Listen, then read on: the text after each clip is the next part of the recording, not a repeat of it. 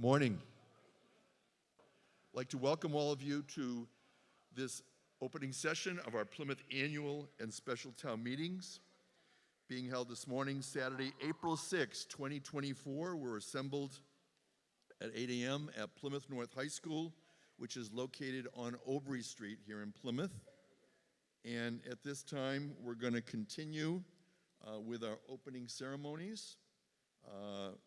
We'll begin with a salute to the flag, proudly led by the Plymouth Police Honor Guard, followed by our national anthem performed by Anna Ferreira. She's a junior at Plymouth South High School, and an invocation offered by Reverend Timothy Garvin Layton of the Church of the Pilgrimage.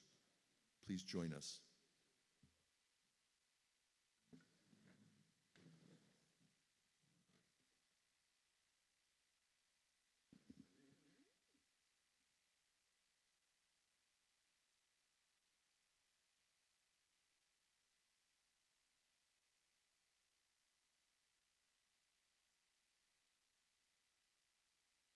I pledge allegiance to the United States of America, and to the republic for which it stands, one nation, under God, indivisible, with liberty and justice for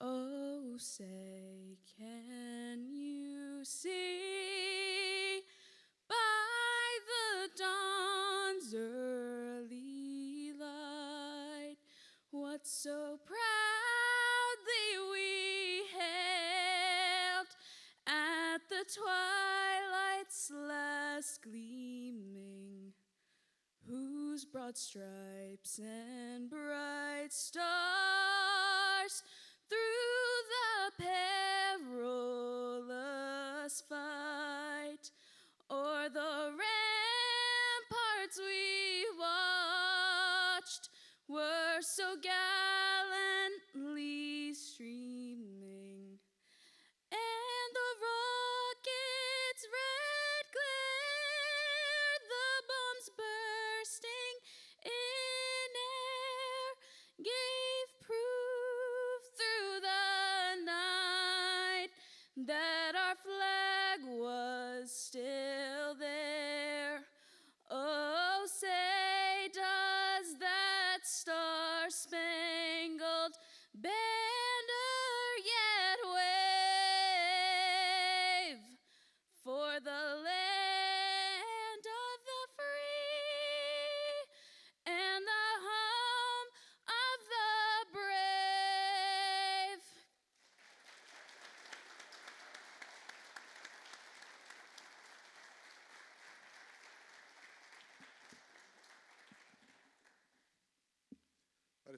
Let us be in the spirit of prayer.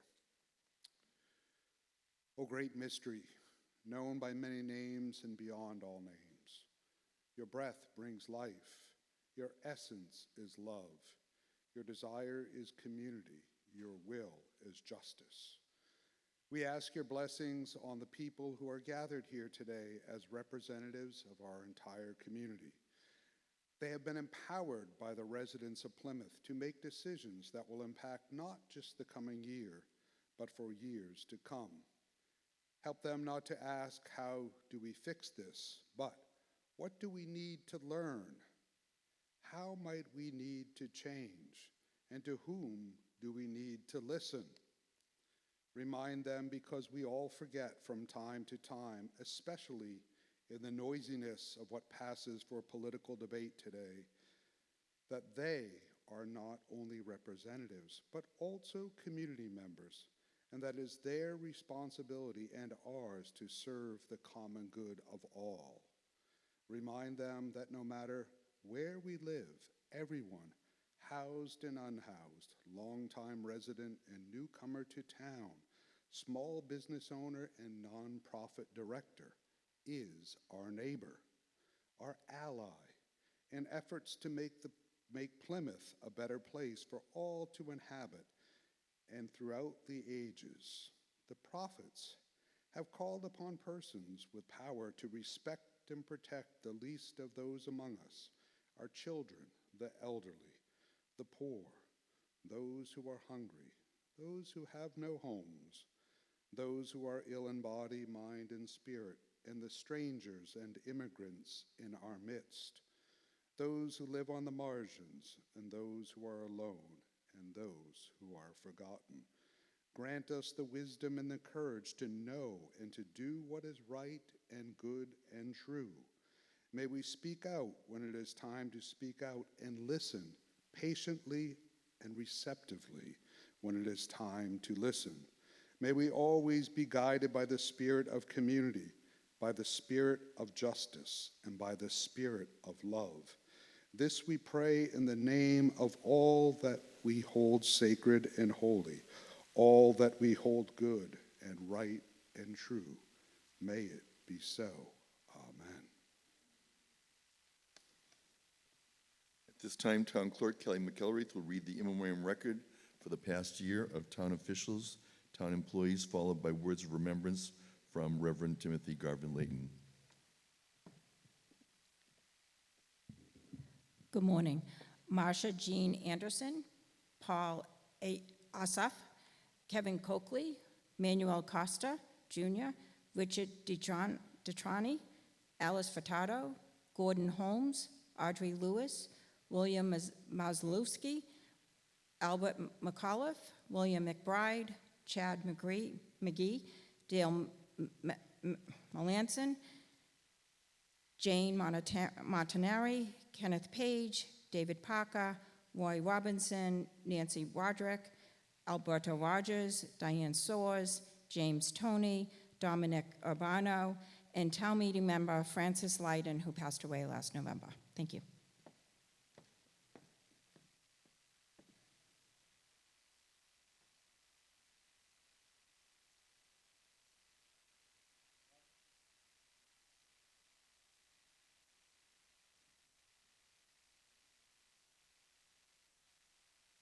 Friends, and those gathered, we are mindful of the service and the life of those named. We are also mindful of the service and life of those unnamed this morning.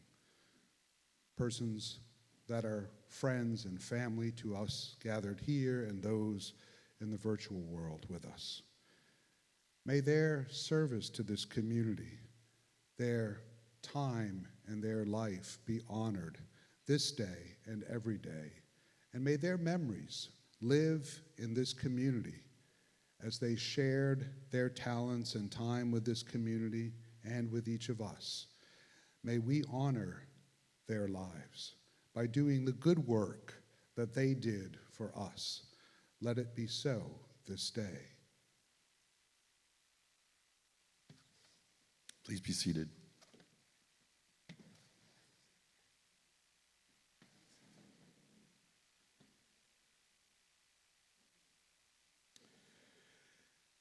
At this time, I'd like to invite State Representative Matthew Muratori, who will address town meeting with a State of the State address on behalf of the legislative delegation. And while he comes forward, Town Clerk Kelly McElraith has advised me that we now have a quorum of at least 108 elected town meeting members, and I therefore declare that a quorum being present, this Plymouth Spring Annual Town Meeting will come to order at 8:09 a.m. Welcome, State Representative Matthew Muratori.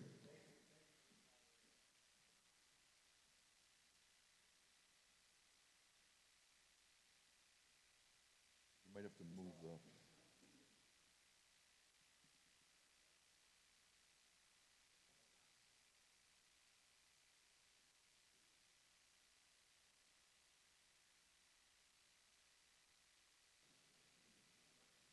For those of you watching, we're at a Plymouth Annual Town Meeting on Saturday, April 6th, 2024. Representative Matthew Muratori. We have the annual town meeting, and we will recess into the spring special town meeting. We have a number of articles that are scheduled to be heard in both the special town meeting warrant as well as the annual town meeting warrant. Representative Muratori. Thank you so much, Mr. Water. How's that? I'm not used to these microphones. First of all, before I get started, we have a couple of guests here today. Dylan Fernandez, the state rep, our colleague out of Falmouth, is here today. Please give him a warm welcome. And my partner in crime here in Plymouth, State Representative Kathy Lenatra, is here as well.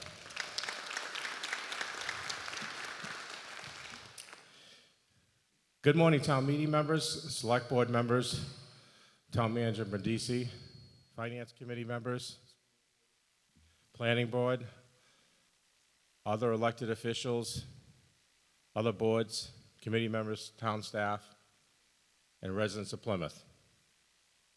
Thank you for all you do to make Plymouth a great community and for giving me the opportunity to speak and give you an update on what's been happening at the State House since the last spring town meeting.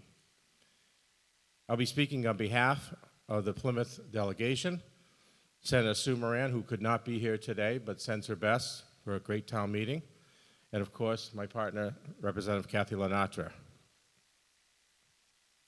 We are in the second half of the 193rd legislative session. And let me start with some highlights from the FY 2024 state budget, with which Governor Healy signed on August 9th of 2023. The nearly $56 billion fiscal 24 budget made community college free for students age 25 and older through Mass Reconnect to help fill skill gaps. It expands the Commonwealth Cares for Children C3 grants for early childhood and care providers to bolster child care. It increased funding for early college, innovative career paths, apprenticeships, and other workforce development programs. It funded another year of the Student Opportunity Act and made strategic uses of $1 billion in new revenue from the voter-approved fair share by investing this funding equally in education and transportation initiatives, including making free universal school meals permanent, Green School Works grants to encourage public schools to install and maintain clean energy infrastructure, and capital investments in the MBTA. Included $100 million for a new municipal partnership grant program for a road construction reserve. It boosted per pupil minimum aid from $30 to $60 and dedicated 1% of the budget to energy and environmental for the first time. After facing what was then a $1 billion budget gap in early 2024, the governor exercised her 9C ability and slashed $375 million from the budget due to decreasing revenue collections. Despite the cuts, funding specific to Plymouth was still included in the budget. Plymouth received over $28 million in direct education aid and more than $4 million unrestricted state aid for the fiscal year beginning July 1st. There's $260,000 in a variety earmarks remained for Plymouth, including funding for police boat electronics, the Plymouth Center for Active Living, the Pilgrim Hall Museum, Harbor Health, To the Moon and Back, for children born with opiate dependence, and the Plymouth Downtown Waterfront Districts, and taking people places to support transportation needs, and of course, for the Plymouth Master Plan. All those were still included. In addition to the budget, the state has also invested in several other Plymouth projects and cultural venues to enhance our economy, including funding in the municipal transportation bond bill for nearly $1.6 million in Chapter 90 funds for Plymouth for fiscal year 24, and the House engrossed the fiscal year 25 municipal transportation bill just this past Wednesday to include about the same amount of money. So you'll be expecting that money soon. It's headed to the Senate for engrossment next week, and once enacted, the total Chapter 90 amount for Plymouth will be over $3 million this legislative session.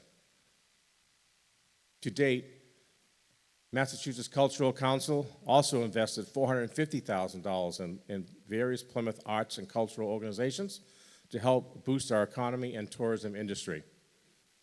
Organizations throughout Plymouth included the Plymouth Bay Cultural District, Plymouth Patuxent Museum, and the Plymouth Center for the Arts. The town also received nearly $15 million in various awards, such as Camelot Drive Sewer Extension, the Emergency Responder Grants, recycling programs, fire safety equipment, ADA Long Beach accessibility, piping plovers conservation, police peer support program, Bartlett Bridge replacement, Pinnacle Bog wetland restoration, and Ellisville Harbor inlet permitting for dredging. As you can see, your delegation has been hard at work for you over the last year.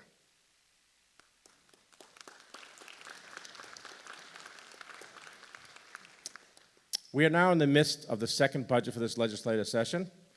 This past January, Governor Healy came out with a $56.1 billion budget for fiscal year 25, which is approximately 2.9% above the fiscal year of 2024. This budget serves as a base for the legislature to make their own budget and later amend, debate, and compromise. The Ways and Means Committee, which Representative Lenato and I sit on, has just concluded hearings around the state, and the House is expected to release our budget next Wednesday, and then we'll be debating it at the end of this month.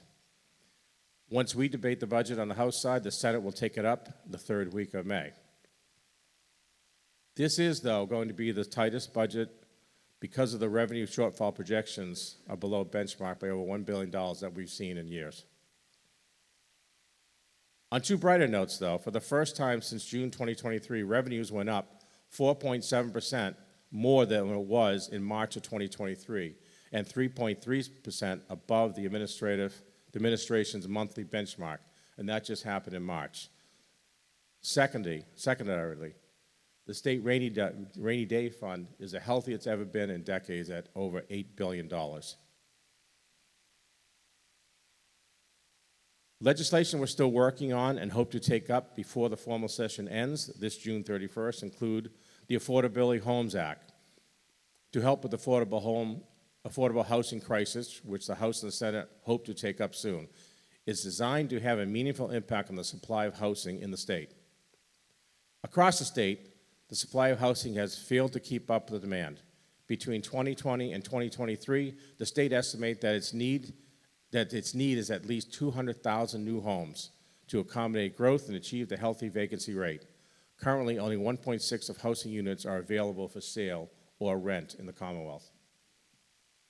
Senator Moran wanted me to share that the Senate has passed a comprehensive and transformative child care bill to make early education and child care more accessible and affordable for families across Massachusetts.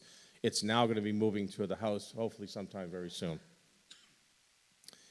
Every 4 years at the start of the new gubernatorial term, the Executive Office of Economic Development is tasked with developing a statewide plan to guide states' economic development activities and investments over the next 4 years. In February of 2024, the Healy-Driscoll administration unveiled its economic development bill, Mass Leads, an act relative to strengthening Massachusetts' economic leadership, and we look forward to getting to work on this bill as well. Both the House and Senate have each passed a fiscal 24 supplemental budget that in part helps to address the unsustainable shelter crisis in Massachusetts. It will implement limits on length of stay in shelters and other requirements such as workforce training. It is now in a conference committee and hopefully will be voted out soon. Another bill important to Plymouth that we will be working on is the Municipality Empowerment Act. This bill is meant to strengthen municipal finances and address critical workforce challenges.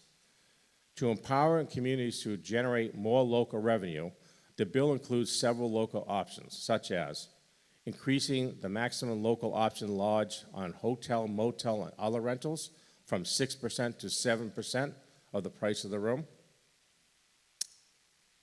It also looks to increase the maximum local option meal tax from 0.75% to 1% of the sales price of the meals at restaurants or local stores, adding a new 5% local option motor vehicle excise surcharge tax, a fee charged by every city and town on vehicles registered in the community based on their vehicles' values. Other highlights focused on the fiscal and staffing stability include creating new property tax exemptions for seniors to allow cities and towns to adopt senior means-tested property tax exemptions for qualifying seniors and to increase existing senior property tax exemptions. Addressing long-term care benefit funding pressures by establishing a new OPEB commission to take a fresh look at the opportunities to address unfunded liabilities from non-pension employee benefits. It also is going to look at allowing the creation of a regional board of assessors to allow municipalities to create streamlined duties and reduce significant staffing challenges. It's going to look to creating additional flexibility in post-retirement employment by expanding the process for seeking exemptions to post-retirement employment rules. In addition, it also proposes civil service reforms to help fill vacancies by allowing up to 50% of police and fire officers to be hired outside the traditional civil service process. And finally, the flexibility of municipalities that began during the COVID-19 public health emergency to permit outdoor dining and takeaway liquor sales will also be made permanent by this legislation if it goes through. Additional reforms proposed in this Municipal Power Empowerment Act include procurement law reform, clarifying that groups of cities and towns can award municipal contracts through the RFP process under Chapter 30B and purchase both supplies and services from collectively bid contracts. Number 2, equalizing 30B thresholds for advertising procurements to $100,000 for all municipality purchases, not just schools. Number 3, it will eliminate the requirement to publish notice of invitation for competitive bids on combis. Number 4, streamlining procurement for electric school buses and charging infrastructures by allowing a single procurement for both under the Chapter 30B. Enforcement of double pole removal, something we've talked about here for years in Plymouth, after 90 days by giving the municipalities enforcement authority with penalties for utilities that fail to comply. It also is going to look to establish central valuation of telecom and utility property through the Department of Revenue's Division of Local Services to relieve cities and towns of the cost of individually hiring experts and consultants. And finally, updating borrowing rules for school projects to increase from 30 years to 40 years, the bond term, to more closely reflect the life expectancy of this project. So we look forward to debating this in the House and the Senate over the next several weeks. On the topic of Holtec, our favorite topic, the delegation also remains focused on the safe decommissioning of the power plant. And on March 25th, Senator Moran spearheaded a letter to Holtec International signed by Kathy Lenatra, myself, and the Cape Cod delegation, including Dylan Fernandez, to express our concern and urge Holtec to cease evaporation of water until Mass DEP concludes analysis of the impact. Finally, and I apologize, Mr. Moderator, for going over the 5 minutes, but there was a lot to cover. Finally, I would like to update you on 3 local home rule bills previously approved at the town meeting and filed in the legislature of Plymouth. The first one, which is H3909, an act relative to the town of Plymouth's Facilities Improvement Fund. It made the session law on December 14, 2023, and was signed into law by the governor. 2, H374, an act concerning horse racing within the town of Plymouth. This bill was reported out favorably from the Consumer Protection and Professional Licensure Committee, and it's now in the House Ways and Means Committee, which Kathy and I, as I indicated, sit on. So we'll be following that to make sure that comes out of committee before the end of session. And finally, H4177, an act relative to the town of Plymouth's harbor master employees, is still under review with the Public Service Committee. However, it did get reported, the reporting date for the extension of the bill went to June 30th, which is a good sign. And we'll be following that one as well to be sure that comes out of committee and gets signed by the governor. And in closing, I want to thank you for the opportunity to share this information with you. And on behalf of Representative Lenatra, Senator Moran, and myself, we are grateful for your efforts to make Plymouth a better community, and we wish much success as you begin your deliberations. Thank you very much. Thank you, State Representative Matthew Muratori. At this time, Richard Quintal, Select Board Chair, will join us and lead the Select Board throughout today's ceremonies. And we welcome Steve Neerman, Chair of the Advisory and Finance Committee, who will deliver his opening remarks. Mr. Neerman. Thank you, Mr. Moderator. Can you hear me? Good. Okay. I just wanted to thank our committee, the Advisory and Finance Committee, and The people that I'm about to call out here have spent hundreds of hours of their time as volunteers away from their family on behalf of this town, and I want to recognize them for their hard work.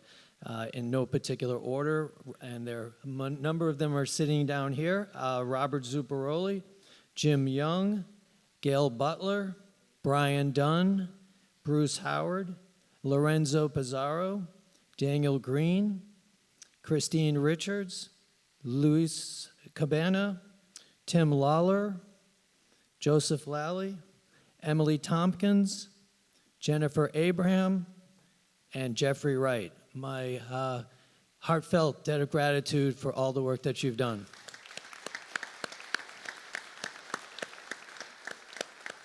And back to you, Mr. Moderator. Thank you, Stephen Neerman, Chair of the Advisory and Finance Committee. Thanks to all the Advisory and Finance Committee members for all of their hard work. This time we welcome Ms. Michelle Badger. She is Chair of the Plymouth School Committee, and she'll now speak on the state of Plymouth schools. Welcome, Chair Michelle Badger. Good morning. Good morning. Hold on, let me fix this.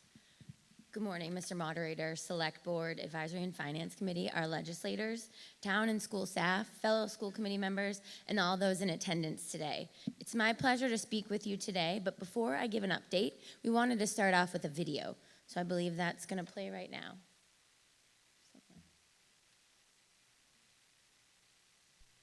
A simple but powerful reminder of the positive domino effect a good education can have on many aspects of a person's life and outlook. I'd like to welcome you to the Plymouth Public Schools. Our incredible school district is home to some of the highest performing students, teachers, and staff in Massachusetts, while boasting state-of-the-art facilities, cutting-edge curriculum and course offerings, and extracurricular programs that are second to none. But why stop there? Let's dive into what makes PPS a hub of inspiration and possibilities each and every day. We'll start at the foundation of our district, our school buildings. Located all over Plymouth, our buildings provide safe, comfortable learning spaces where every student can thrive. Meticulously maintained by our facilities department, each building is well equipped to meet the demands of modern education, and with improvements like new windows, flooring upgrades, and revamped gymnasiums, we're working hard to make them better than ever year after year. A school building is only as good as its course offerings, and the Plymouth Public Schools have some of the best.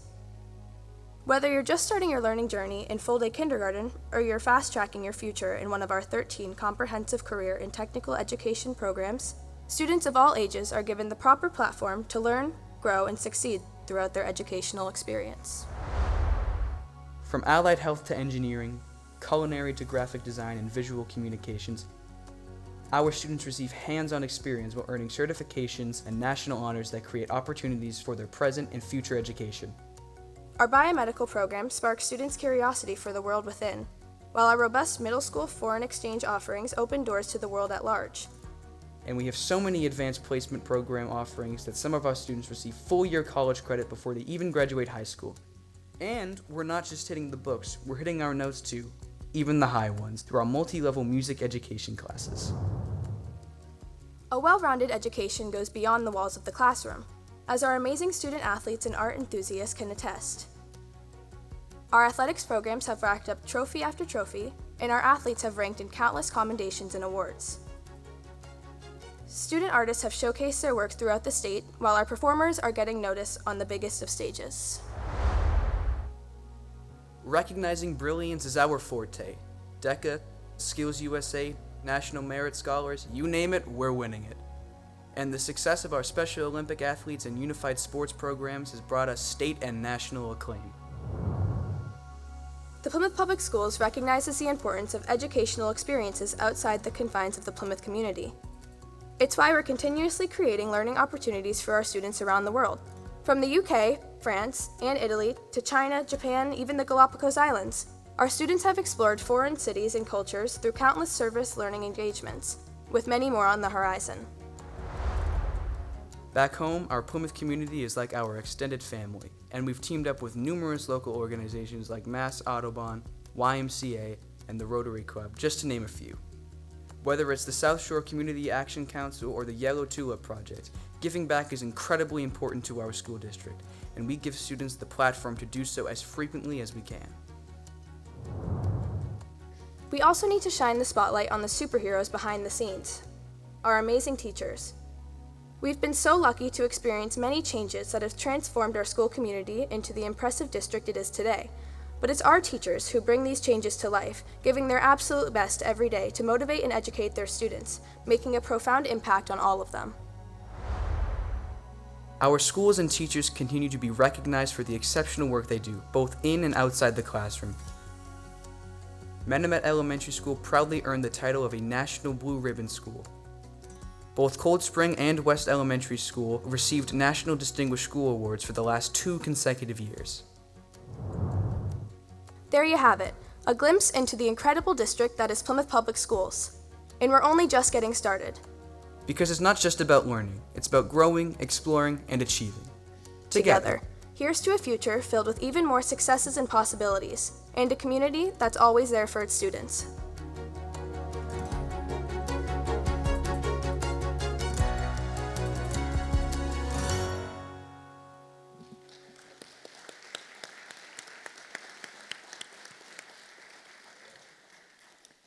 A big thank you to Brian and the Ed TV team and staff and students for putting this video together to share the wonderful happenings in our Plymouth Public Schools. On behalf of the school committee, Superintendent Campbell and his leadership team, I wanted to take this opportunity before I begin our update to thank our town meeting members for the continued support you have shown the district. Your support of our budget is crucial to the success of the important initiatives throughout the district that were just showcased in this video. We are now 4 years out of the COVID pandemic, or maybe we're still in it, which upended our whole world. The district continues to feel the effects of the pandemic in so many ways. Among our students, we're observed a rise in mental health concerns, learning loss, and a rise in social emotional needs.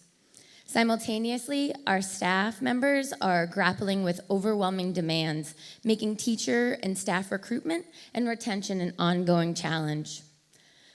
The creation of the FY25 budget had a number of elements outside of the norm that need to be considered this year. This budget was created through a zero-based budget building which has no new initiatives and only accounts for the needs for the district as of today and nothing else. Here are some of the few things that we considered that maybe weren't considered in the past. We have an increase in interest in students attending our local agricultural schools. As a district, we are responsible for paying tuition for any Plymouth student that wishes to attend, which is a $320,000 increase in our FY25 budget. Transportation continues to be a budget driver. As we've mentioned for a long time, as I've been on the school committee, and I'm sure for decades before, busing in a town the size of Plymouth is difficult. The costs rise. Plymouth is the 17th largest district in the Commonwealth, almost tied with Everett, and it is also the largest school district that is not a city. We are also obligated to bus our students to school for out-of-district placements, foster care, homeless students, and charter schools. This year, we had over 100 students that were considered homeless in our district. This will be the first fiscal year since COVID that we do not have the additional federal and state aid.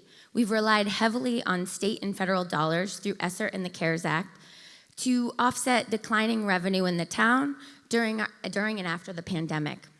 We use this money to help pay for positions and needed renovations and upgrades at our schools. It's important to remember that the budget has been reduced by approximately $6 million over the last 4 years, and that with federal and state dollars, we were able to weather the decrease in funding. The demographics of our community continue to change and shift. In the last 5 years, we've seen a 35% increase in economically disadvantaged students, a 25% increase in student needs, and a 343% increase in English language learners since 2019, with Portuguese and Spanish being the majority, but an additional 14 languages spoken by our students. All of these challenges have put increased needs for support, home-based support, interpreters, translation, interpretive services, student services, and summer programs. It is important that we make sure all students, families, and guardians can access our curriculum and understand what is happening in the Plymouth Public Schools.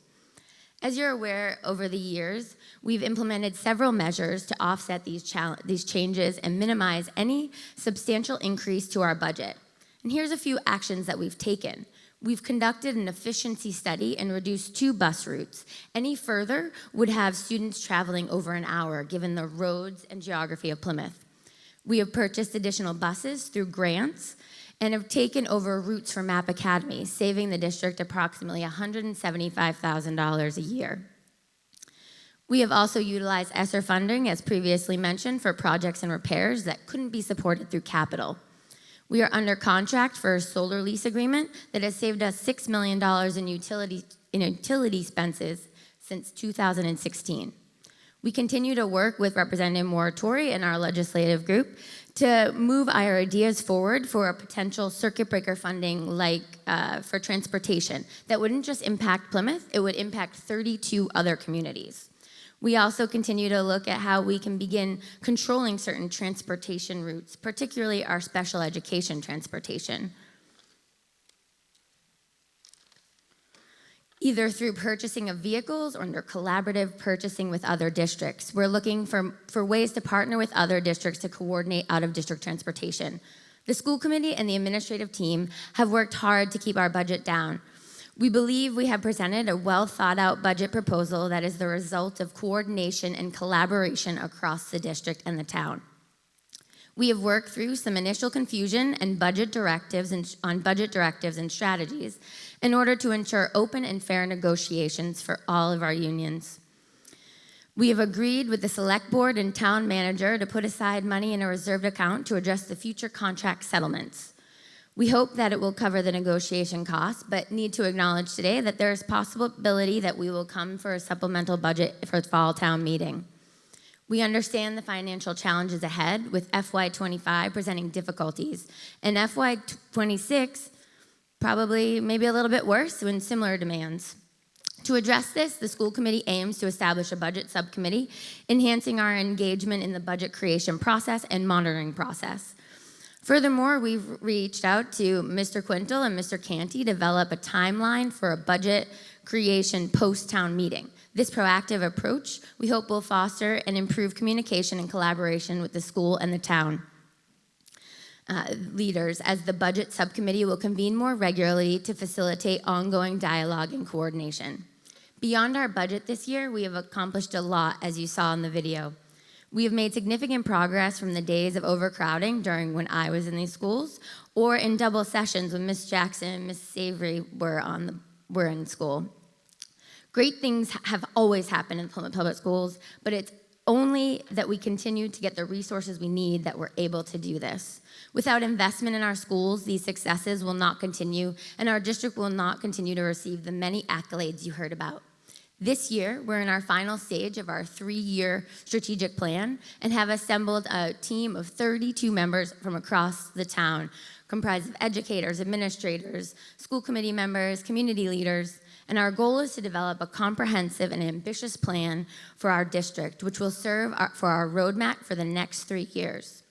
And as a committee, we reaffirmed our commitment to diversity, equity, and inclusion with the adoption of a resolution to ensure that we continue to make sure that all of our students feel safe and welcome in our school buildings as our demographics change.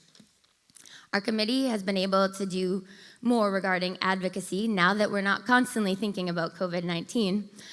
We've looked outside and see areas of the district that need help and how we can use our voices at the state level.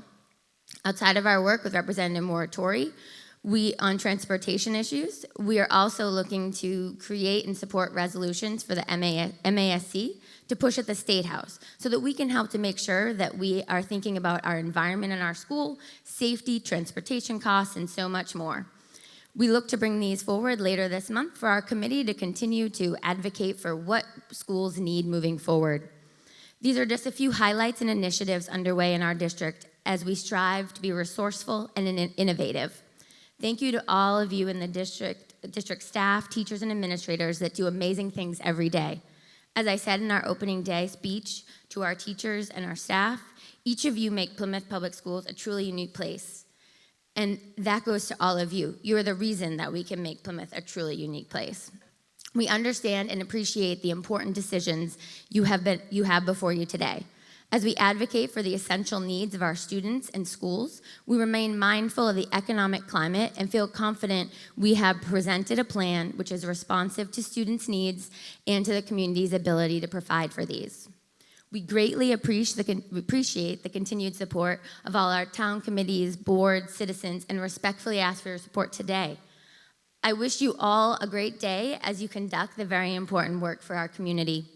Thank you, and I wish you a great day of deliberation and decision-making. Thank you, Michelle Badger. She is chair of the Plymouth School Committee. This time we welcome Timothy Grandy. He is chair of the Plymouth Planning Board, and he'll deliver the State of Plymouth Planning. Welcome, Timothy Grandy. This is Plymouth's annual town meeting coming to you live from Plymouth North High School. Mr. Grandy. Thank you, Mr. Moderator. Thank you to everyone here this evening, Board of Selectmen, Town Manager, Town Staff. Thank you. I'll try to make my comments as short as possible. And I heard a thank you already, so that you may proceed with your deliberations regarding all the important articles you'll be voting on today. But first, I'd like to thank the members of the Planning Board who I serve with. They do a fantastic job, so thank you very much. I would also like to thank all the steering committee members who are out there that send the Planning Board advisory reports. We appreciate it, and we get a lot of insight and information from you. Thank you. I don't have a little Apple thing. I'm a little older, so I have to go with things written down on pieces of paper, so excuse me when I turn the page. It's important that I thank Mr. Lee Hartman for all his dedication to the town and the Planning Board. I also want to thank the entire planning staff. If I didn't mention your name, I'm sorry. I don't know everybody personally. I heard Mr. Farhar is doing a different scheme of things. I just heard that this evening. But I also want to recognize and thank two people who have decided to retire from the planning department staff. Eileen Hawthorne and Robin Carver. Enjoy your retirement. You will definitely be missed.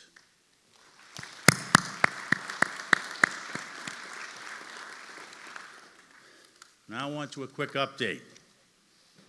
The Planning Board and the Planning Department consider environmental protection, community housing, and economic development to be the cornerstones of planning and development.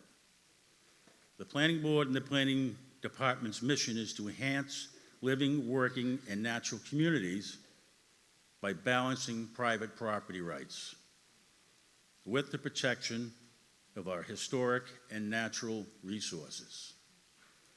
The board strives to develop long and short-term plans that will balance growth and preservation, as well as enable our community to grow smarter. A few of those visions, there's quite a few of them written down. You can see them in the town booklet this evening. I'll read a couple of them.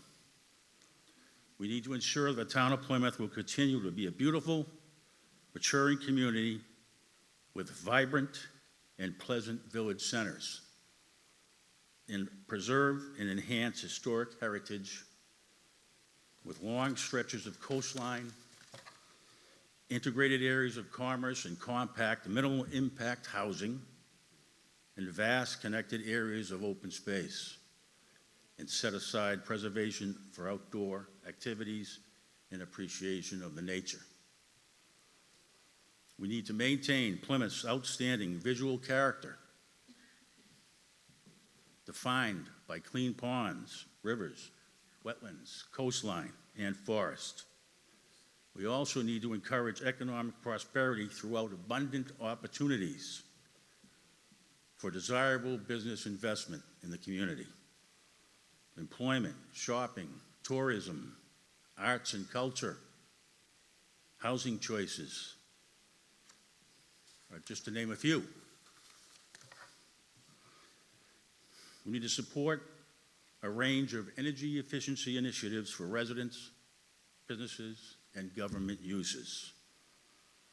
The Planning Board, in concert with the planning staff, the Select Board, Conservation Committee, and various boards and committees that coordinate and administer policies, actions, and local development controls that are consistent with the town's long-range planning vision in a fair and equitable manner.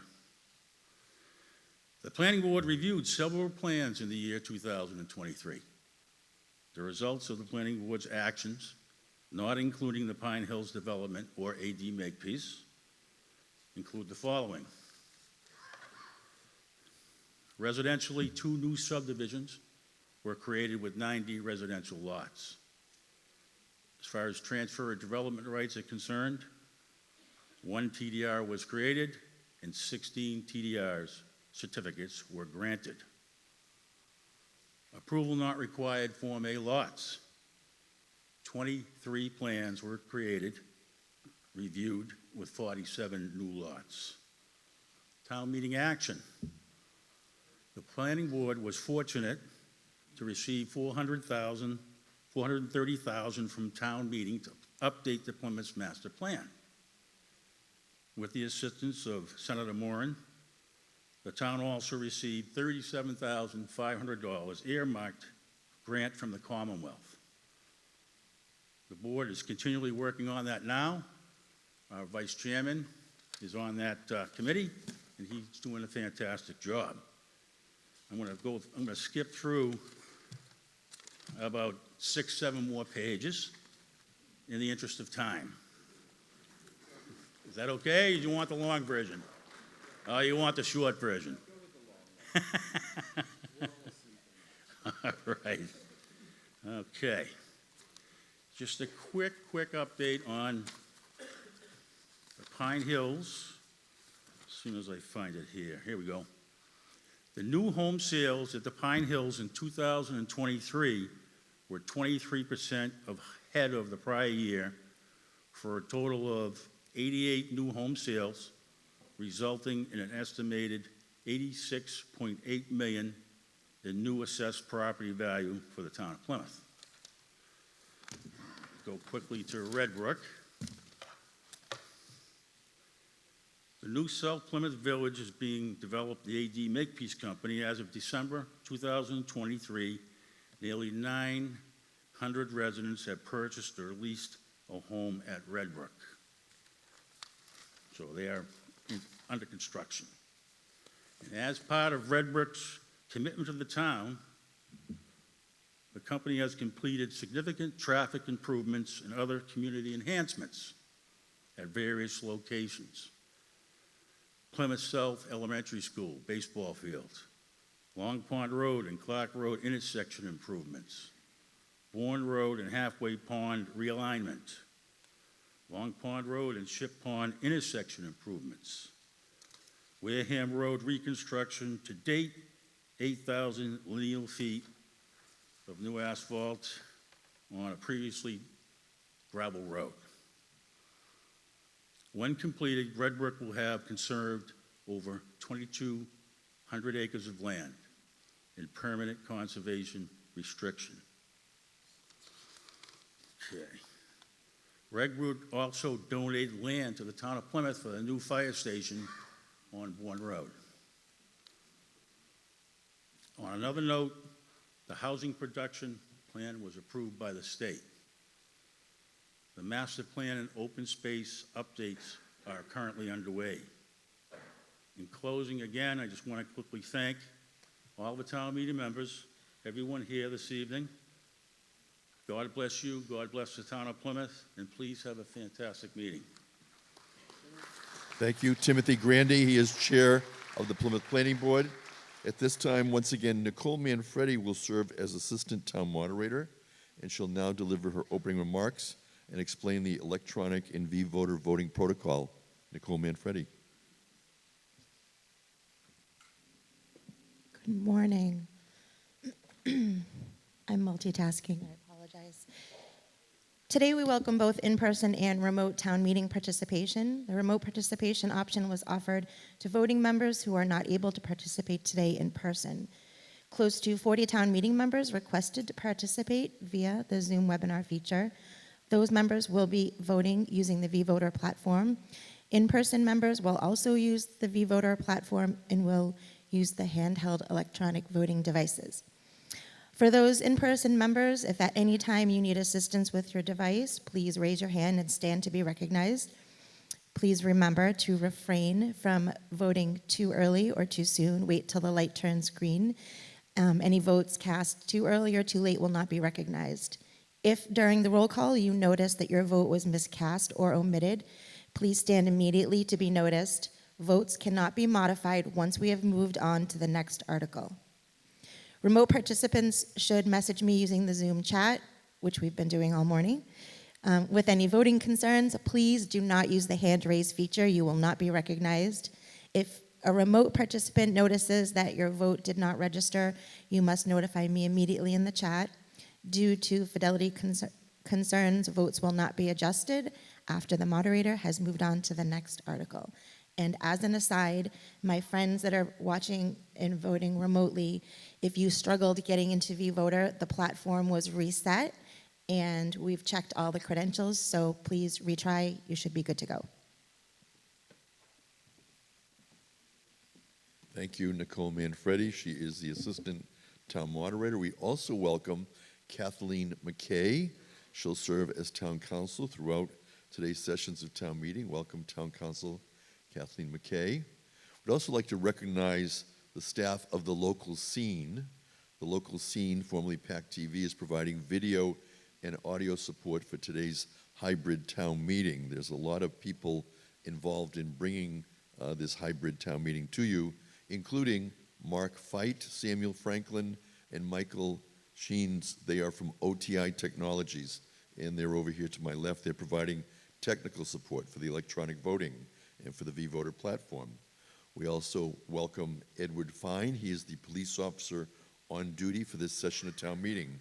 Now, according to our town charter, Chapter 2, Section 5, subsection 2, it is the town clerk who keeps the record of attendance. So if you know you're going to be absent, representative of town meeting who cannot attend a session shall provide written notice to the town clerk. There are exceptions. There was someone who came to us this morning to explain that longtime planning board chair and town meeting member Malcolm McGregor cannot be with us. He was hospitalized. We wish him well. But anyone wishing to inquire as to reasons given for town meeting absence should check with the town clerk. There are also written materials that are provided to town meeting members today, and they include the report and recommendations of the Advisory and Finance Committee for the special town meeting, also the report and recommendations for the annual town meeting. We also have the Community Preservation Committee report. We have a book for the spring annual town meeting proposed operating budget. We have from the Plymouth Public Schools the fiscal year 2025 budget book. Town meeting members also should have a copy of the motions that were prepared for today.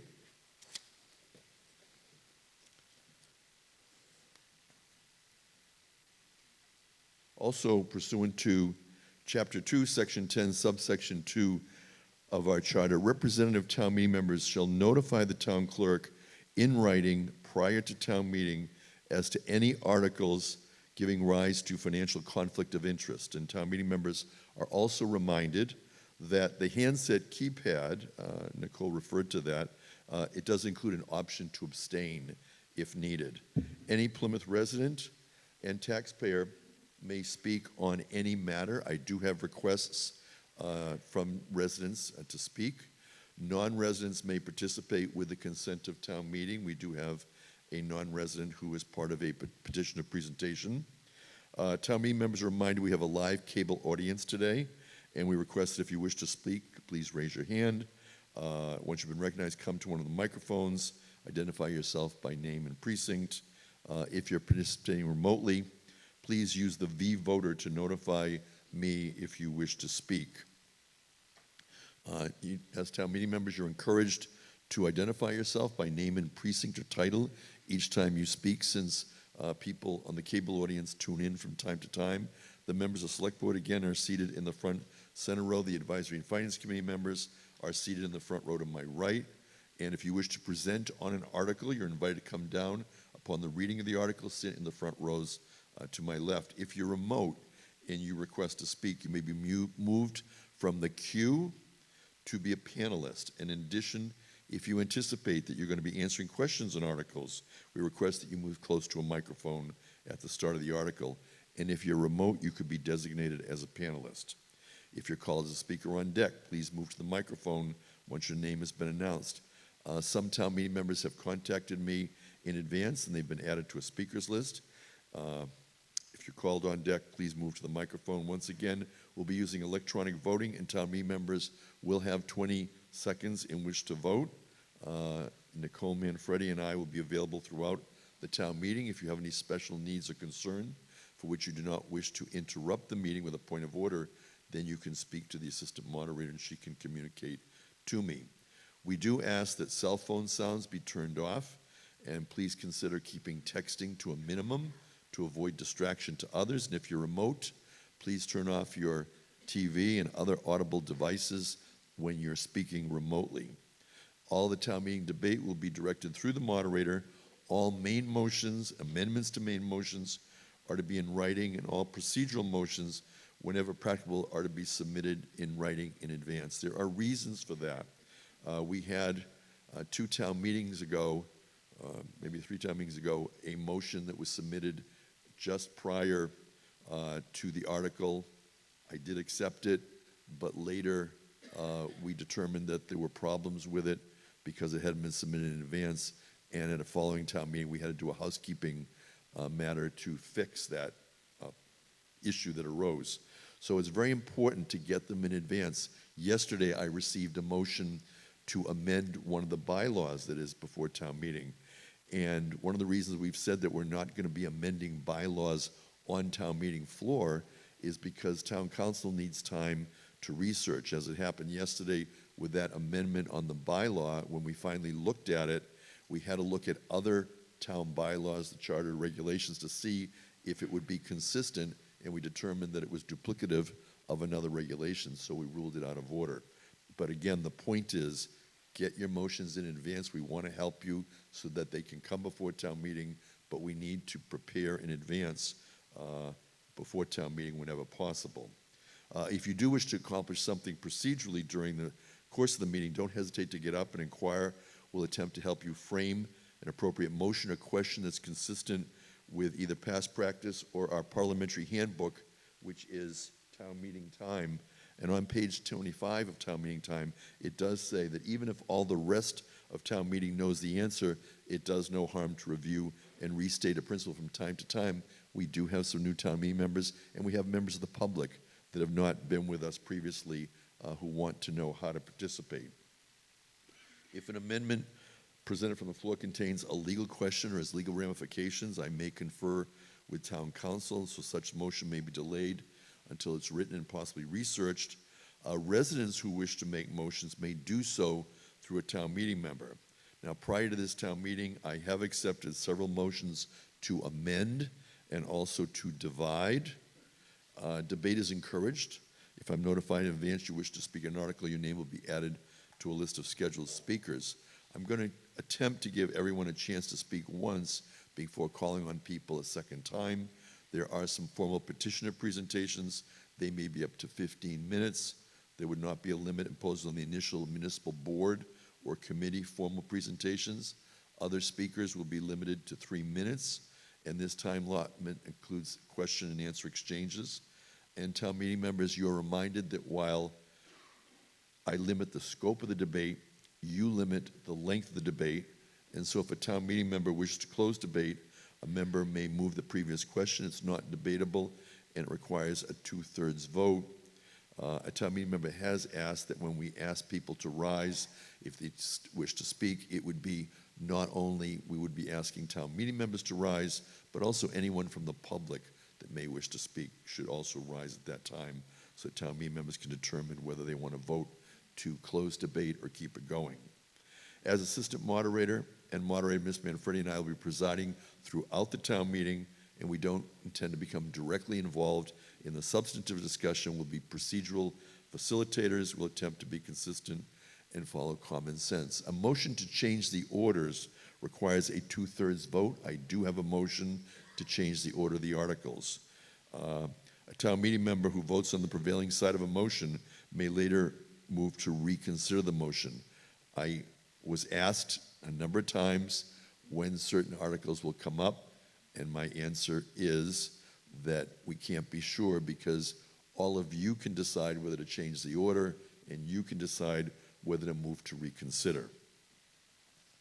We'll recess within 2 hours from the start of the meeting as provided in our town charter, and today the Plymouth Schools Music Association will be providing refreshments during our recess. A quorum is presumed, so we'll reconvene 15 minutes following the morning recess and proceed with the warrant, and lunch will be served in the cafeteria at approximately noon, and the lunch recess will be 45 minutes. We'll return promptly after the recess. The return of the warrant of the annual town meeting shows that it's properly been served. If there are no objections, we'll waive the reading of the constable's return of service of the warrant of the annual town meeting, and further, if there are no objections, we will waive the reading of the warrant. And if there are no other matters to come before the annual town meeting, we'll begin with our preliminary procedural motions. This will be an opportunity for you also to check on your voting. So, first motion. Mr. Neerman moves that all sessions of this annual town meeting be commenced and conducted as a remote hybrid representative town meeting by means of the Zoom webinar and OTI virtual v-voter platforms. Any discussion? If not, when the light goes on, we're going to move to vote. You'll be voting as to whether you can now vote. You're voting as to whether to have a remote hybrid representative town meeting. This is required by statute, and town meeting is required to take a vote to determine if town meeting wishes to proceed as a hybrid representative town meeting, which is now allowed as a result of our home rule petition. You're voting, and thereafter we will show the results of the vote so that we can see if your device is working properly. Voting has concluded. We will now scroll through the precincts, and town meeting members will have an opportunity to determine whether or not the vote was recorded, and we'll be receiving that shortly. We have 120 yes, 2 no, 1 abstention, and we're going through the precincts, and we started with the original for 1, 2, and 3. We're now at 4, 5, 6, 7. I'm going to have to start again because town meeting is not seeing, now they are. So if we could just start again to go through the precincts, we'll go through again 1, 2, and 3. And thereafter, we have precincts 4, 5, and 6 of the town meeting members. The green is a yes. The red would be a no, and the 1 would be an abstention. And town meeting members, you can look to see if your vote was included in the voting. This is our first of several procedural votes that we'll be taking this morning. We have finally 16, 17, and 18. So we've completed the first procedural vote. Yes, please come forward. Thank you. Claire Montanari. Is this on? Can we have the microphone on? Go ahead. Claire Montanari, Precinct 4. I didn't register, but it is registering on here. Perhaps I turned it on late. And what is your vote? Yes. Thank you, Claire. And Mr. Moderator, my machine doesn't work, doesn't light up. Okay. We'll get you some. And how did you vote, Mr. Vaz? I voted no. Okay, thank you. A no, Mr. Vaz. Yes. My vote did not register. And John Hammond, and how did you vote? Mr. Hammond, what is your vote? Mr. Hammond, what is your vote? My vote was yes. Yes, thank you. Mr. Lyden? My vote didn't count either. Yes. Stephen Lyden is a yes. And please come forward.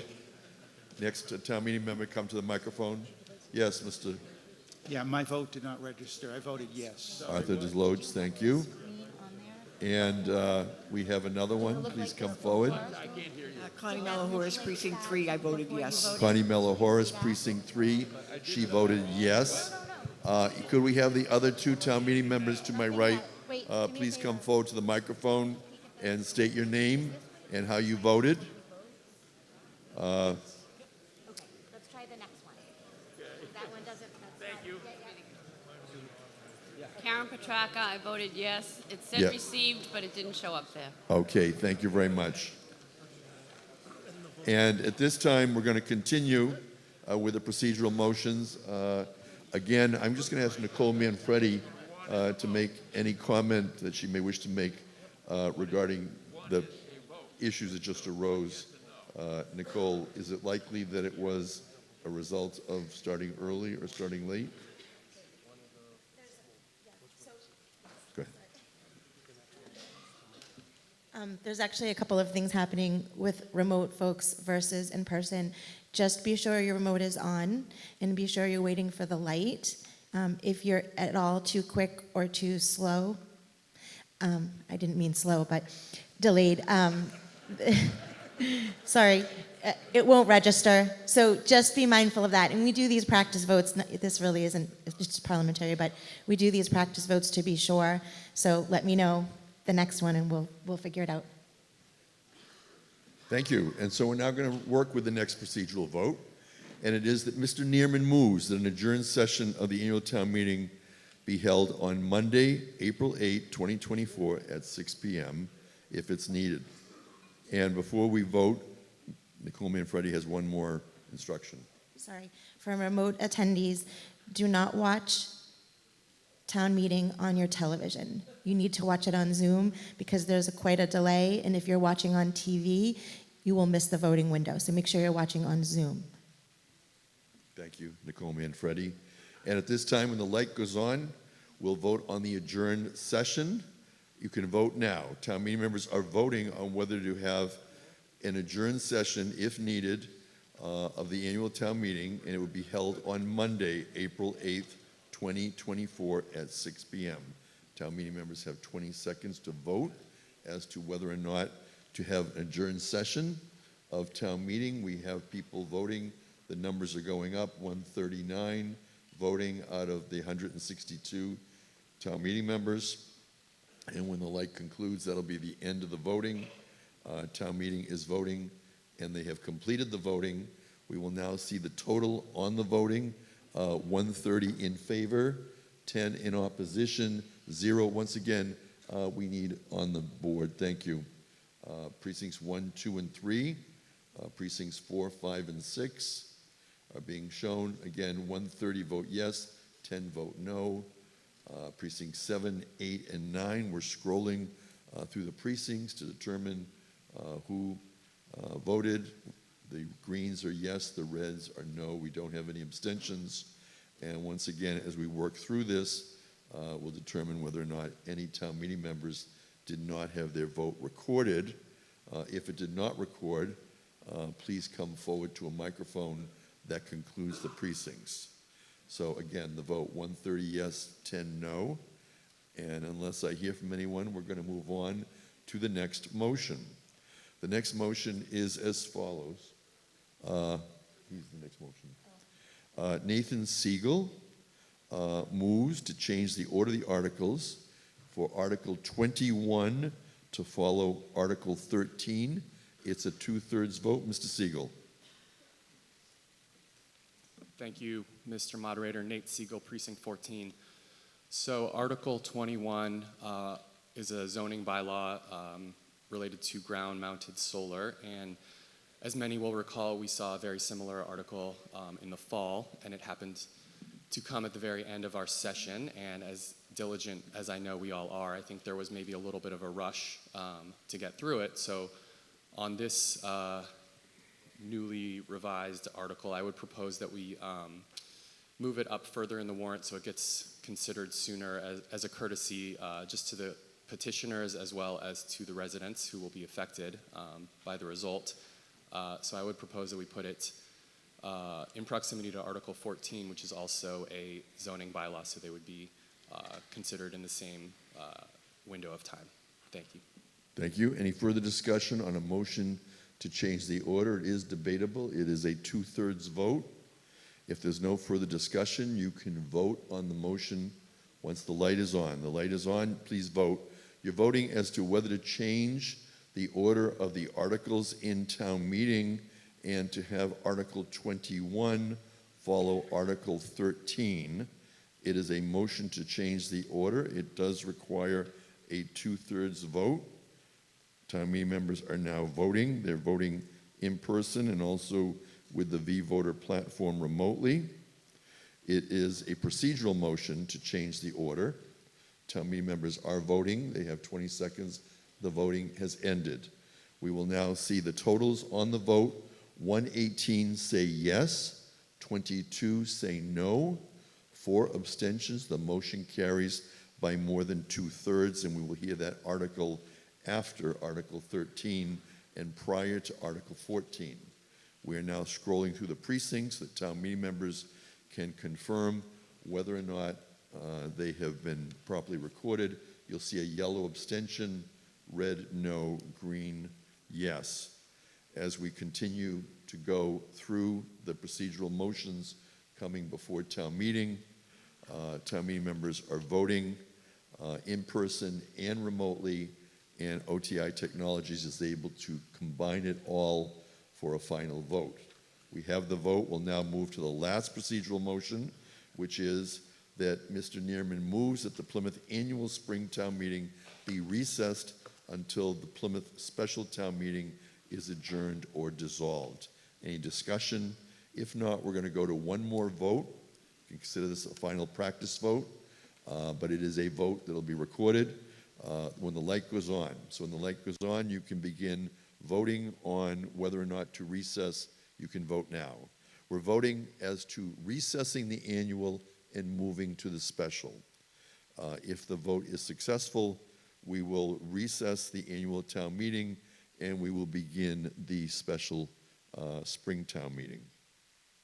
Town meeting members are voting while the light is on, and when the light goes off, they will finish their voting and we will get the totals. This is the last of the 4 preliminary procedural votes coming before Plymouth's annual town meeting. The voting has concluded, and we have 134 say yes, 7 say no, 3 abstentions. The motion carries, and as we scroll through the precincts, I determined that the annual town meeting is now in recess at 9:13 a.m., and we will begin with the special town meeting at this time. And as you look at the precincts and the recordings, the return of the warrant to the special town meeting shows it has properly been served. If there are no objections, we'll waive the reading of the constable's return of service of the warrant of the special town meeting, and further, if there are no objections, we'll waive the reading of the warrant. And at this time, we're going to begin with Article 1 of the special annual town meeting. Article 1 is withdrawn. Article 2 is withdrawn. Article 3, Mr. Neerman moves the town vote to transfer the sum of $1,643.38 from the fiscal 24 Department of Public Works, all other expenses, crematory repairs budget to pay the unpaid bills of a prior year to Matthews Cremation. And this is a 9/10 vote. Mr. Neerman. Thank you, Mr. Moderator. The Advisory and Finance Committee recommends by unanimous vote that town meeting approve Article 3. Approval of this article will authorize the Finance Department to process the outstanding invoice for Matthews Cremation totaling $1,643.38 on behalf of the crematory department. The funding for this invoice will come from the fiscal year 2024 budget for crematory repairs. Thank you. Any discussion? If not, we're going to go to the vote when the light goes on. Again, this will be a 9/10 vote on Article 3, the first motion coming before us, first substantive motion. When the light goes on, and I see that we had a number of people who previously asked to speak. It's the first time I've seen this on the queue, and I assume that this may have been issues with respect to their voting. We'll come back to that. At this time, we're going to vote on Article 3 when the light goes on. We're waiting for OTI Technologies to turn on the light. For Article 3 on the motion for unpaid bills of a prior year, the light is on. You can now vote. Town meeting members are voting on the first substantive motion to come before town meeting today. We're now in our spring special town meeting, and this is coming to you live from Plymouth North High School on Overy Street.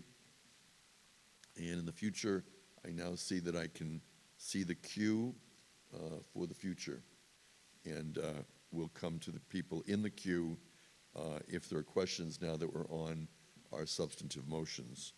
So I do see that one member had a question on the procedural motion, but we'll stay with the substantive now. 146 say yes, 0 no, 0 abstentions. The motion carries, and it is more than 9/10. Again, and OTI, if you can be showing me the queue when the names come up. I see that there are a couple of people, I believe, that they wanted to speak on the procedural, so I'm going to pass on that for now. We've called those votes. They were not close, but going forward, we're going to need to see the queue of those remote so that they can be heard if there's a question with their vote. At this time, though, we're going to clear that, and we're going to go to the Article 4B1 motion, capital improvements, $3,400,000, and Mr. Neerman moves that $3,400,000 is appropriated for the purpose of financing the following project: the acquisition by purchase for DPW administration building or general municipal purposes. Mr. Neerman. Thank you, Mr. Moderator. The Advisory and Finance Committee recommends by unanimous vote that town meeting approve Article 4. Approval of this article will authorize the acquisition of 22 Mary B. Lane Design Services and OPM for the new DPW administration building. Back to you. Thank you, Stephen Neerman. At this time, I'm going to call on Geraldine Williams, Precinct 8, and we're debating Article 4B1 in the special town meeting. Welcome, Geraldine Williams. Hello, my name is Jerry Williams, and I'm in Precinct 8. I would like to advocate for voting no on this article. It seems to me that a purchase of $3.4 million at this point, and this just purchases the property and pays for design. The property is only assessed at a little over $1.5 million, and yet we're spending $2.5 million for the purchase and $900,000 to prepare designs. We've been told at previous town meetings that we desperately need to replace Fire Station 1, and also that we need to build a new fire station in South Plymouth on Bourne Road. All of those are current needs that are going to be very expensive. Also, we need to replace the two oldest elementary schools that we have here in the district, Cold Spring and Hedge Elementary. And the budget for that, I saw in future spending, is over $1.5 million, or about $1.5 million. And that expenditure would save money in the long run because we would have less repairs that we have on these two very old buildings, and the economy of moving these students together would also be good and provide them with much better environment.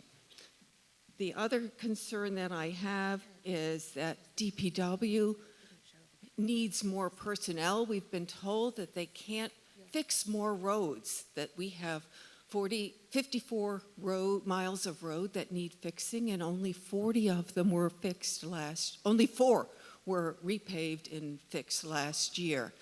So it seems to me that we are better equipped, or would be better spending money on hiring new personnel for the DPW so that they could fix more of our roads. I asked at our precinct meeting why we couldn't give the DPW even more money for roads, and they said they don't have enough men to do it anyways.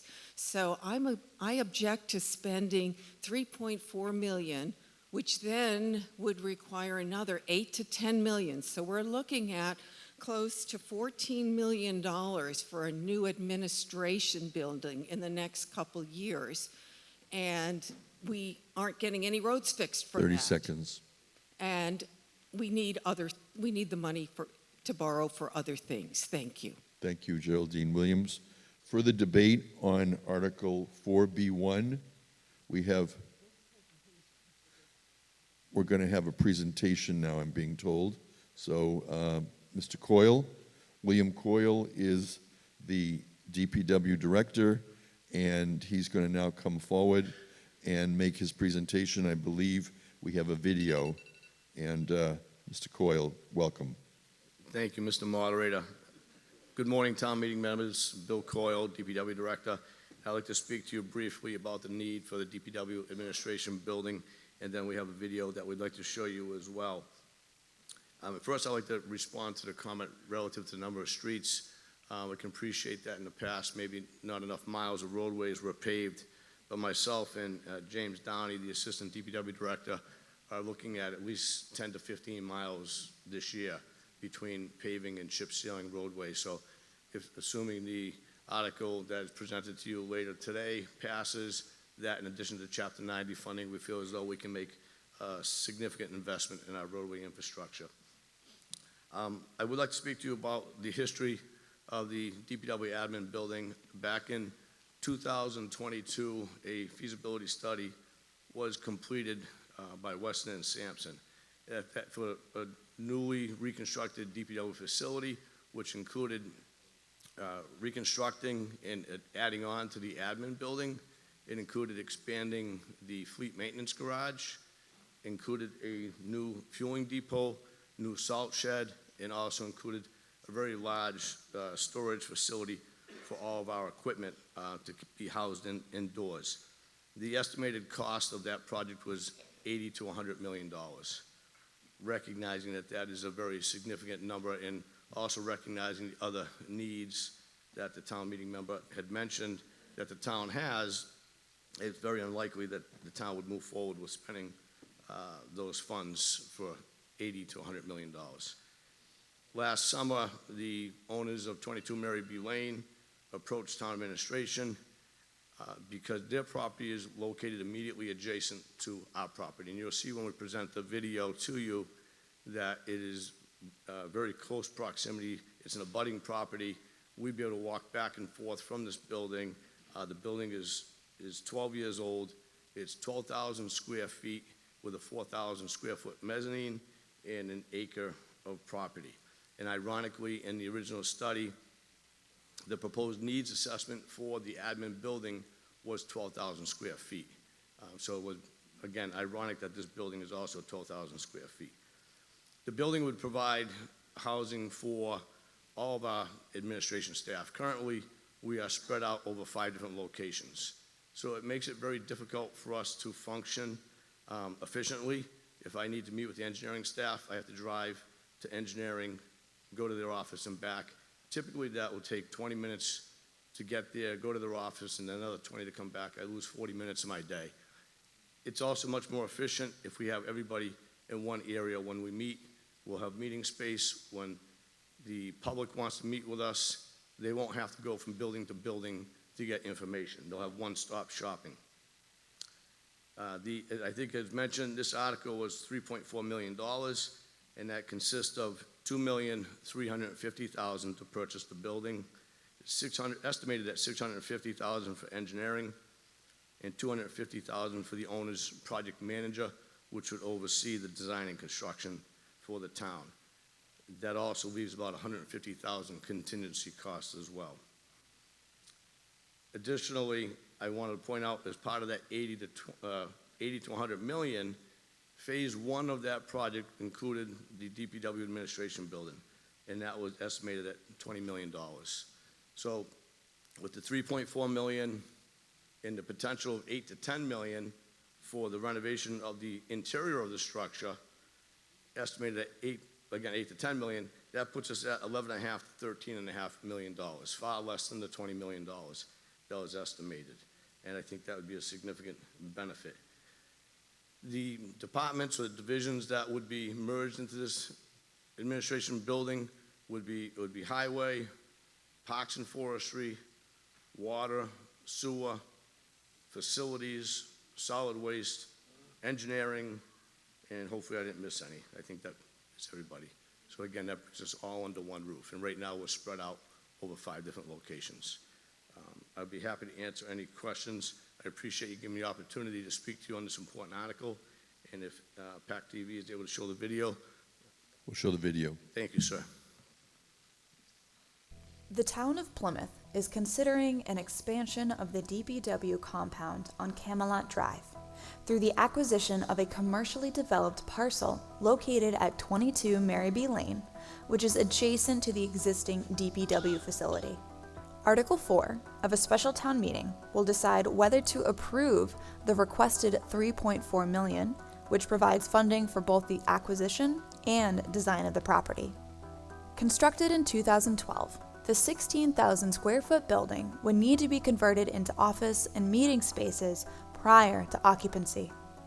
Renovation costs are estimated between 8 to 10 million and would need to be proposed as a separate article at a future town meeting. In October 2022, a consultant from the engineering firm Weston & Sampson completed a study demonstrating that the Department of Public Works is in acute need of a new administrative building to properly accommodate the personnel employed throughout the DPW.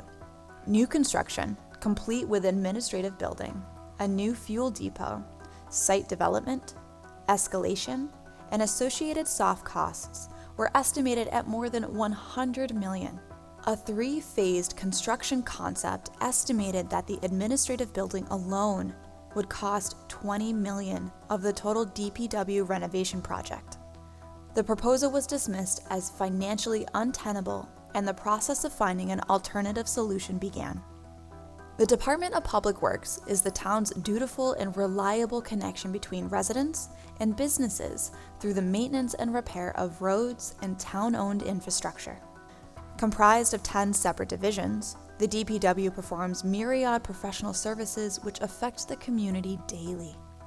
Supported by a knowledgeable administrative staff, the division of the DPW include cemetery and crematorium, engineering, facilities, fleet maintenance, highway, parks and forestry, sewer, solid waste and recycling, airport, and water.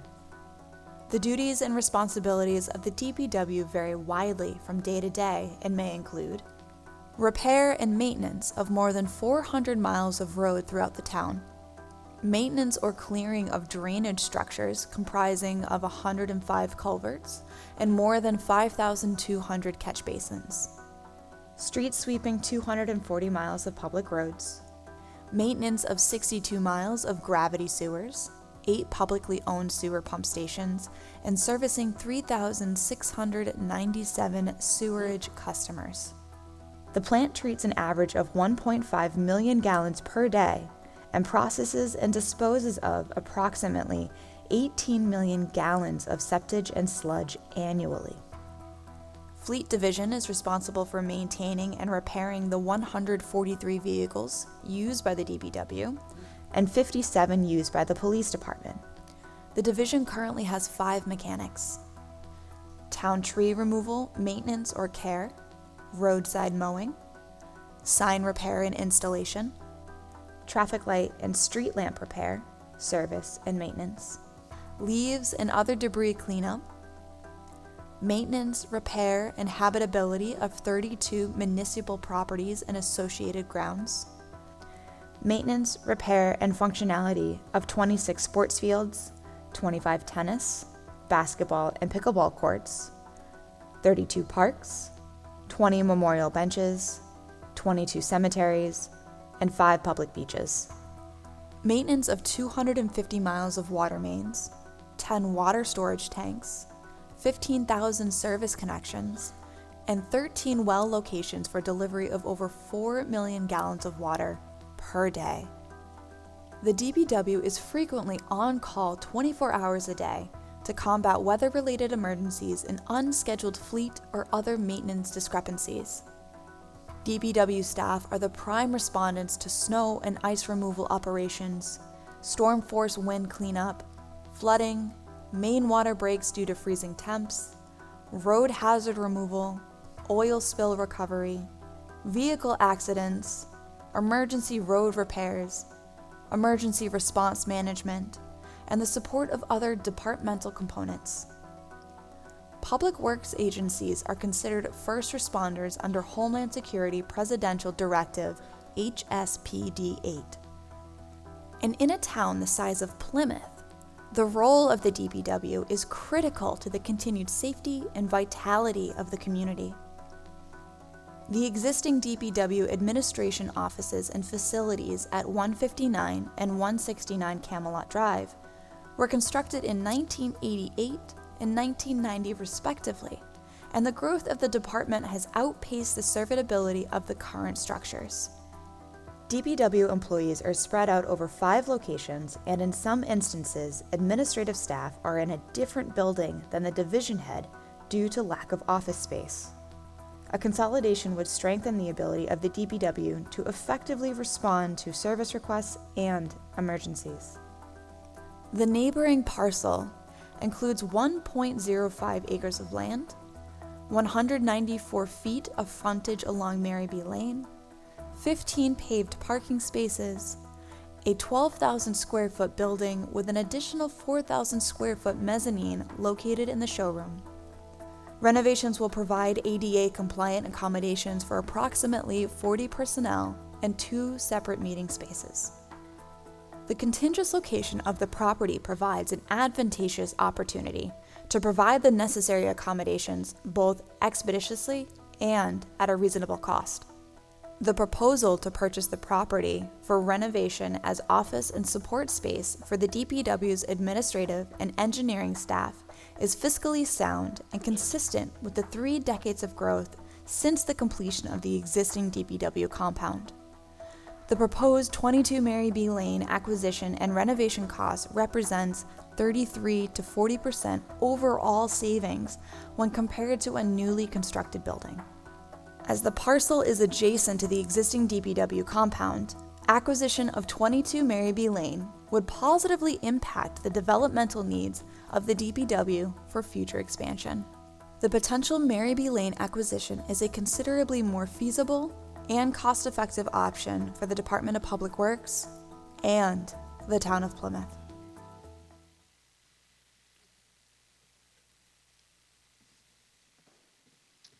Thank you. At this time, we're going to continue with the debate on Article 4B1. Mr. Siegel.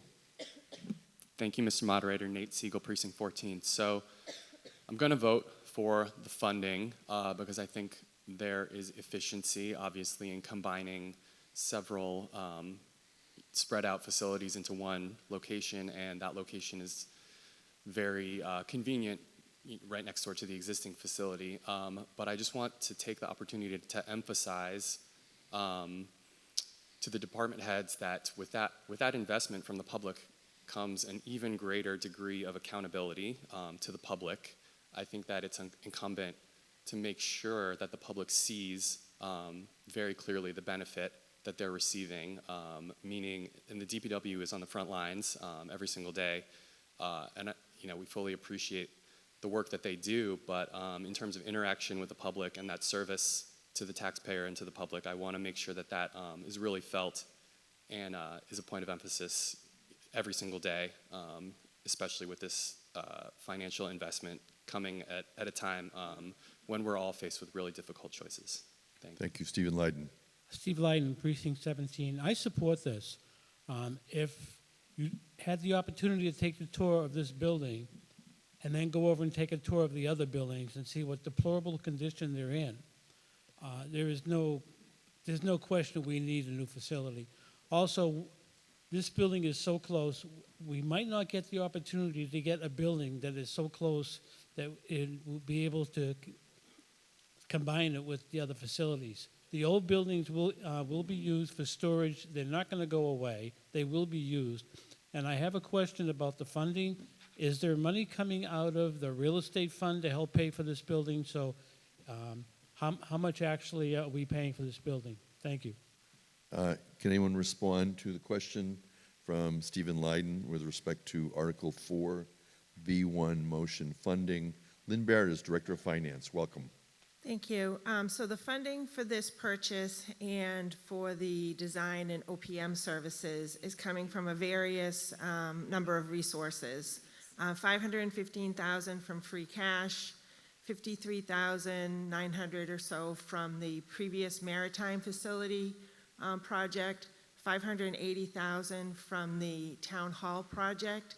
Those two projects have unexpended bond proceeds, which are restricted to be used on a similar type project that you can borrow the same number of years for. So that's why we're using those resources towards this purchase. And then $1.2 million from sale of real estate. So we're borrowing $1,045,000 to complete the project. Thank you. Donald Williams, Precinct 8, followed by Peter Neville, Precinct 10.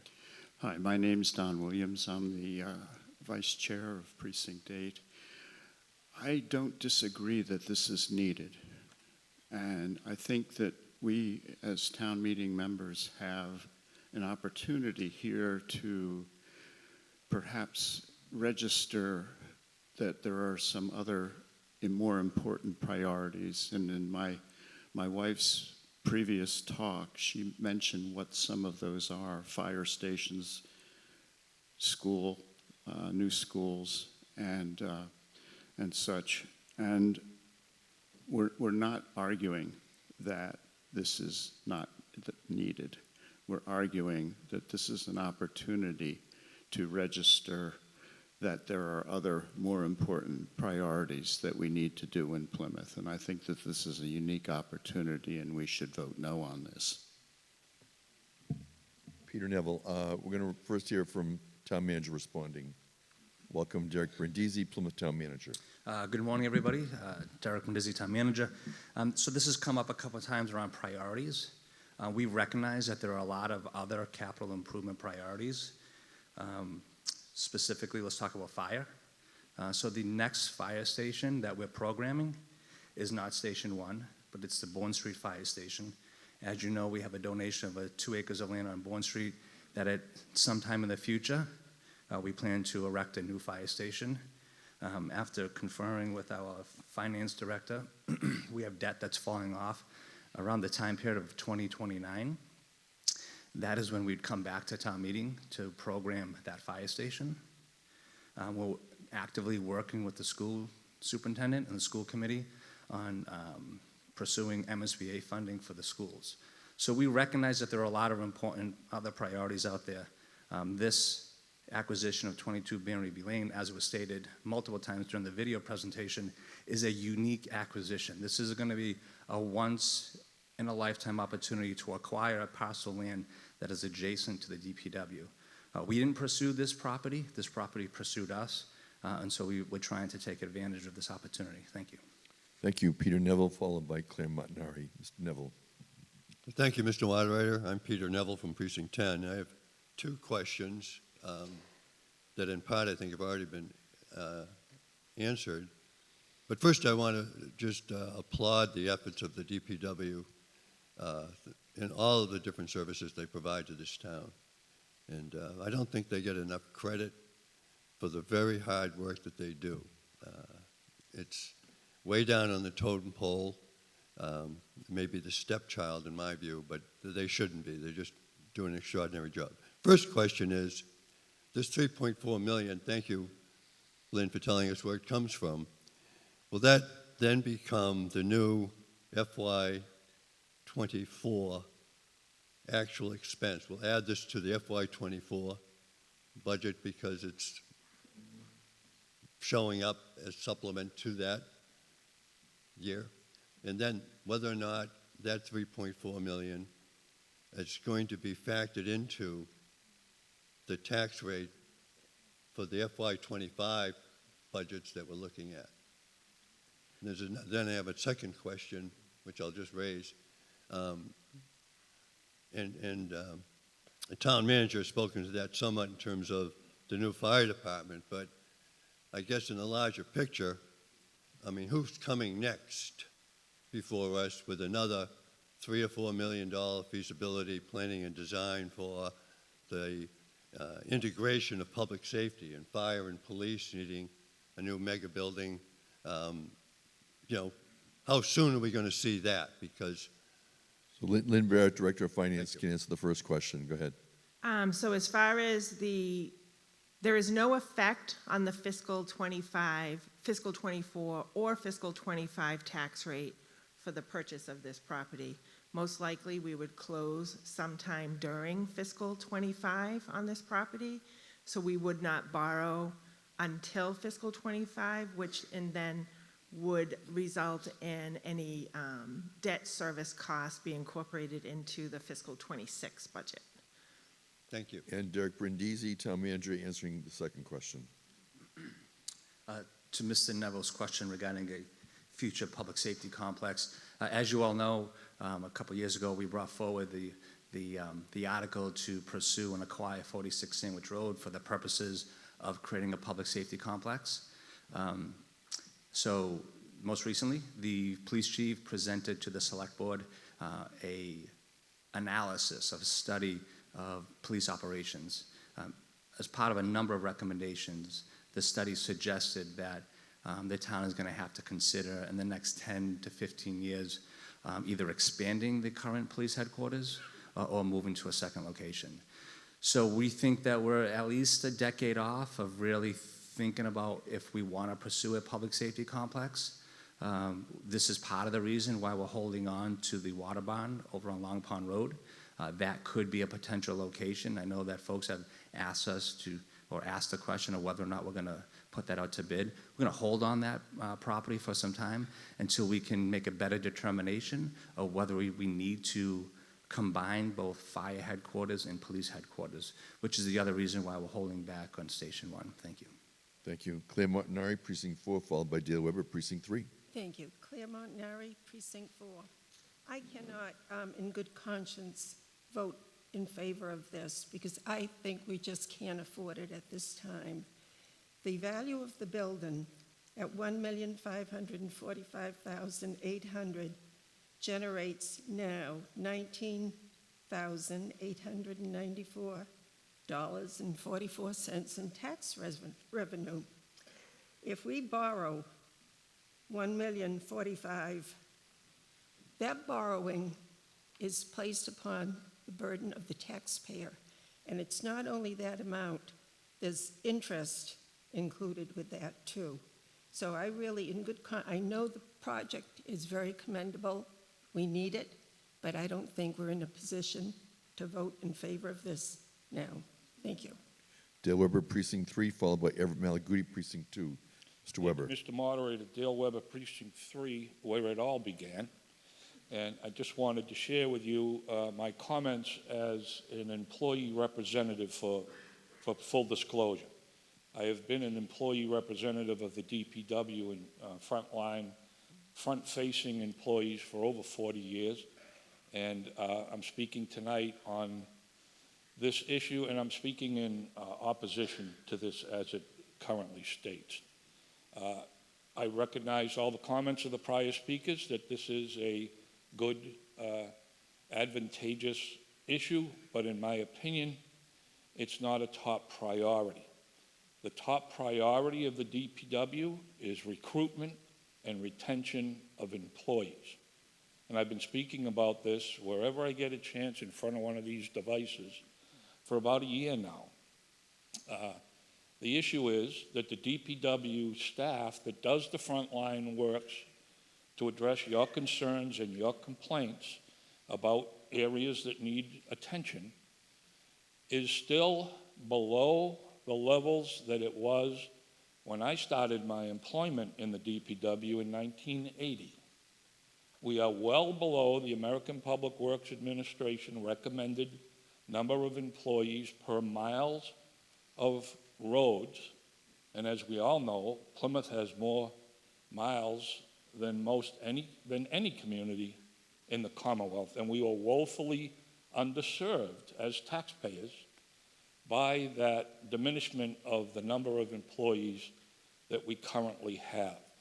We were below the levels of acceptable standards prior to COVID. We are currently short 20 more people than we were before COVID. And I hope I get a chance to speak later on, knowing the moderator's rules of recognizing prior speakers that have spoken first. I'd like to speak under Article 9. New buildings and new trucks and equipment are not necessarily the priority at this time, in my opinion. The need to fill vacancies is important, or you're going to see an increasing decline in the service levels that the DPW can provide to you. So if we want to get those levels to where we 30 need seconds. to get, we need to get recruitment and retention as the priority number one. And I don't even want to get into comparable community comparisons, a model that we use to find out how Plymouth stands in relation to other communities, but we need help, and we need the priority to be recruitment and retention of employees. Thank you very much. Thank you. We're going to move to Everett Malaguti, Precinct 2, followed by Kevin Lynch. We're going to bring him in as a panelist. Mr. Malaguti. Everett Malaguti, Precinct 2. I have one question and one comment. The first question is, if we do acquire this purchase today, what is the timeline that we would be requesting funding for the renovations of this? Anyone care to respond to the question from Everett Malaguti, who is Precinct 2? We are debating Article 4B1. We have William Coyle, Director, Department of Public Works. Mr. Coyle. Thank you, sir. If this motion is approved today, we would move forward in the summer of 24 with design services. Anticipated that would likely take the greater part of a year. So at the earliest, I would suspect that would be requesting the funding for the renovation would be a year from now, in spring town meeting next year. Thank you. And if I could, Mr. Moderator, I'd like to respond to Mr. No, not yet. We're going to finish. Mr. Malaguti has the floor. Thank you. So basically, April of next year would be the earliest that we would be seeing funding for this project to be at its full fruition. So I, like the majority of the speakers, am voting against this article, not because that there isn't merit to it, but as our previous speaker, Mr. Weber, stated, that there are many needs for the DPW, staffing, and the like. We have tried a few years ago to fund positions that are needed through another town meeting member that was an effort that town meeting has tried to get staffing for desperate needed positions like HVAC, electrician, stuff like that. That went through, but unfortunately those were partially or never filled. And I feel that I would more support spending $3 million to get more recruitment and employees for these endeavors that are needed than this building, which I don't think at this time is needed when we have multiple buildings and funding requests that are coming before us for delayed functions. Thank you. Thank you. And Mr. Yes. Jeff DeLapp, Precinct 13. I move the question. Jeff Gillette moves the previous question, so it's not debatable. I can tell town meeting that we have 2 town meeting members in the queue. In addition, anyone else who cares to be heard and speak, please rise, either town meeting members or members of the public. Thank you. This requires a 2/3 vote. It is not debatable. It is a procedural motion from Mr. Delap's motion to close debate. And we have 3 people in the speaker's queue. And at this time, when the light goes on, we will vote as to whether to close debate on Article 4B1. When the light goes on from OTI Technologies, we will take a vote as to whether or not to vote. Can we hold OTI for a minute? We'll go ahead and vote. Okay. That point of order came in too late. So we're now voting on Article 4B1, whether to close debate. And thereafter, I do see I had a point of order. So if we can bring in panelist Catherine Holmes following this vote. We are voting on whether to close debate. It is a 2/3 vote. It is not 75%, which is what is shown on the screen. It is a 2/3 vote on whether to close debate. So town meeting members are voting on whether to close debate. While the light is on, and when the light goes off, we will complete the voting. The voting is completed, and now we're looking for the screen as to the results of the vote. 64 say yes, no 83, 1 abstention. The motion does not carry, so we will continue with the debate. And I'd like to first bring in Catherine Holmes on a point of order, followed by Therese Brennan on a point of order. Excuse me, Mr. Moderator. I'm here, and I didn't do a point of order. Okay. It's coming through. Possibly your handset was inadvertently clicked, but that's what it's showing me. Also, Therese Brennan? No? No point of order. Okay. We'll take out those 2 points of order, and we'll now go to Kevin Lynch, followed by Harrison Quinn. If you could bring them in as panelists. And I see we have several other people have asked to speak as a panelist. Again, Mr. Abbott, yours is also coming through that way. So just be aware, town meeting members, that your handsets, sometimes if they're inadvertently clicked, will show you on my cue screen. Mr. Lynch, if we can bring him in. Do we have him as a panelist? Mr. Lynch is participating remotely, and he is from Precinct 5, and he has asked to be heard. We will be bringing him in momentarily. This is Plymouth's special town meeting. It's coming to you live from Plymouth North High School. And while we bring in do we have him? Mr. Lynch, good morning. Can we get audio on Mr. Lynch? Go ahead, Mr. Lynch. Kevin Lynch is participating remotely. He's our first remote panelist. Mr. Lynch. And on local scene, do we have an issue with him with the audio? Should we come back? All right, what we're going to do is we're going to come back to Mr. Lynch second, and we'll go in the room here. Welcome. We'll go ahead and speak. Michael Hanlon, Precinct 15. I'm in support of Article 4. I think it's a great opportunity. Maybe somebody says a once-in-a-lifetime opportunity. And it's certainly a lot less money than spending $80 to $100 million on a new facility. I would ask that Mr.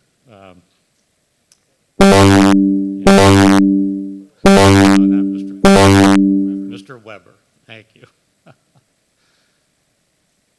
Mr. Weber made some comments about staff. I would request that Mr. Coyle address those questions or those issues. I would ask him specifically, what is the staffing level? Is there a shortfall in staffing? Do we have unfunded positions that have not been filled? And what's his plan to fill those positions? Thank you, sir. So before he speaks, when we think about scope, this is about a building, it's not about staffing. I'm going to allow him to respond because the argument's been made Oh, no. that staffing might be instead of a building. So for that reason, but it's really, this is about a building, it's not about staffing. Mr. Coyle. Thank you, Mr. Moderator. And I'd like to make a few points, and some of the comments I probably should have made earlier too that are important to know, and I'll get into the staffing, is when you looked at the video, some of the important things that you probably didn't realize, that many of the offices have doors and windows that go immediately adjacent to garages. So when you go through the garage where you're repairing these vehicles, you walk into an office where the facilities director is located, other employees are located. In the water building, where we have the front-facing employees working for us, they have windows that go directly to a garage. So if there's issues that we need to open windows and get some fresh air, or even to try to keep those fumes out of their offices, or the noise levels down when they're using power equipment, you can't hear on the phones if you close the door. So it's just definitely not conducive to a work environment for office space. That's one thing. Regarding the hiring, I think we are no different than any other community, being down about 20% in staffing. When I worked in Worcester, we were down 20%. When I was in Auburn, we were down in employees. It's not unusual. I think it's the trade that we have is become less enticing to people. 30 But I will seconds. say we have made significant gains. We just recently hired 2 mechanics in our garage, and we are now in the process of hiring laborers in the cemetery department. And some of the vacancies are engineers. They're not the employees that Mr. Weber would be representing. So we are down employees, but we're also making significant gains as well. Thank you. Thank you. At this time, we're going to take a 15-minute recess. Thank you.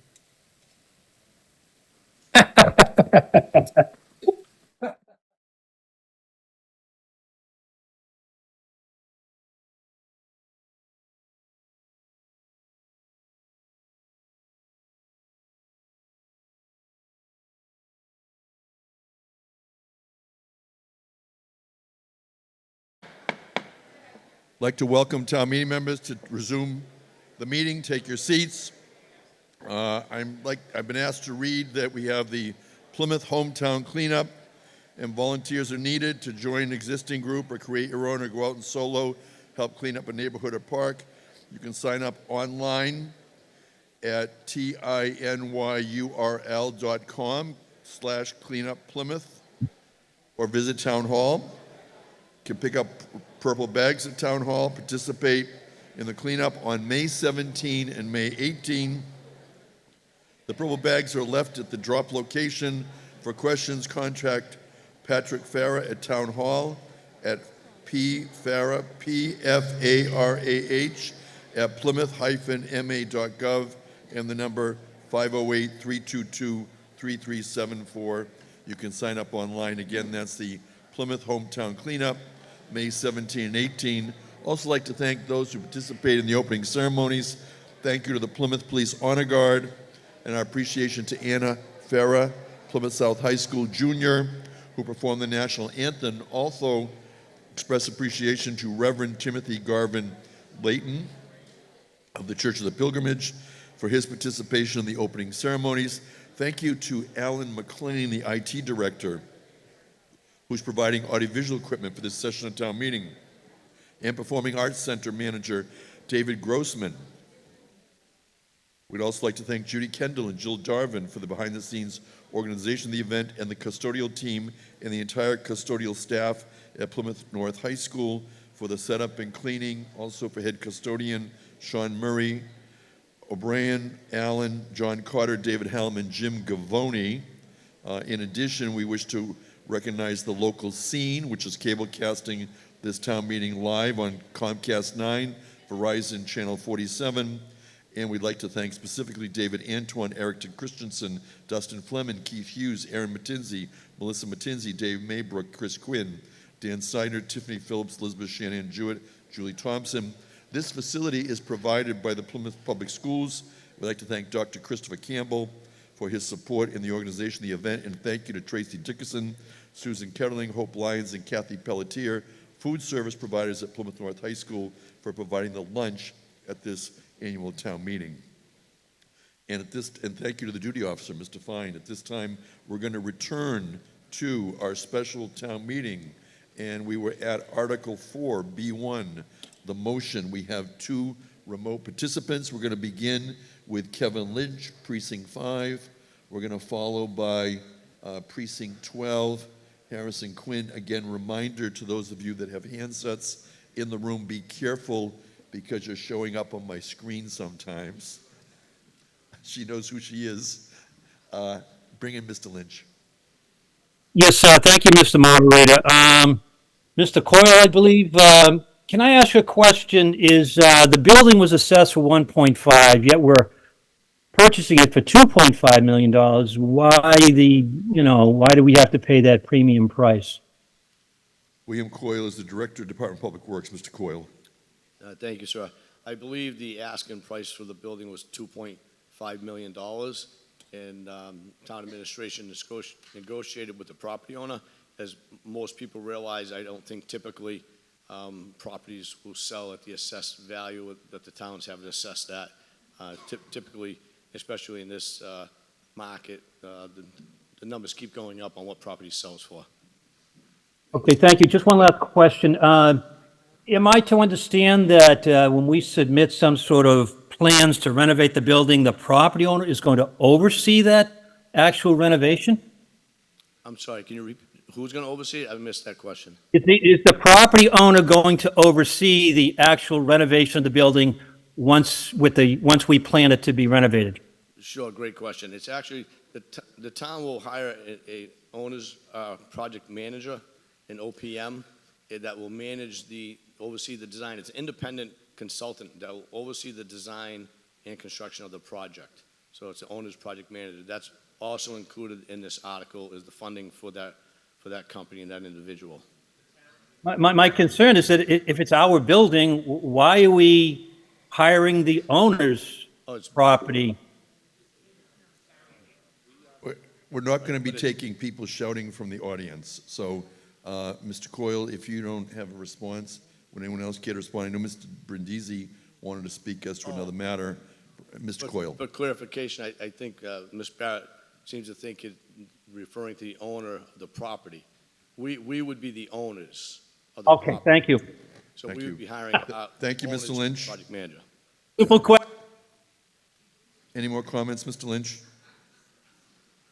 No, sir, thank you. If not, before we hear from Mr. Brindisi, I do have another procedural motion to close debate. It is from Precinct 4, Alan Costa. Mr. Costa moves to close debate. It is not debatable.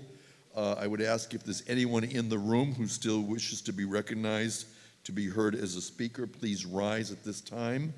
And in addition to the people in the room who have risen, who wish to speak, we also have in the queue an OTI, Mr. Lynch. As soon as people speak, as soon as I recognize them, let's take them off. But in the queue, I have one person who wishes to speak.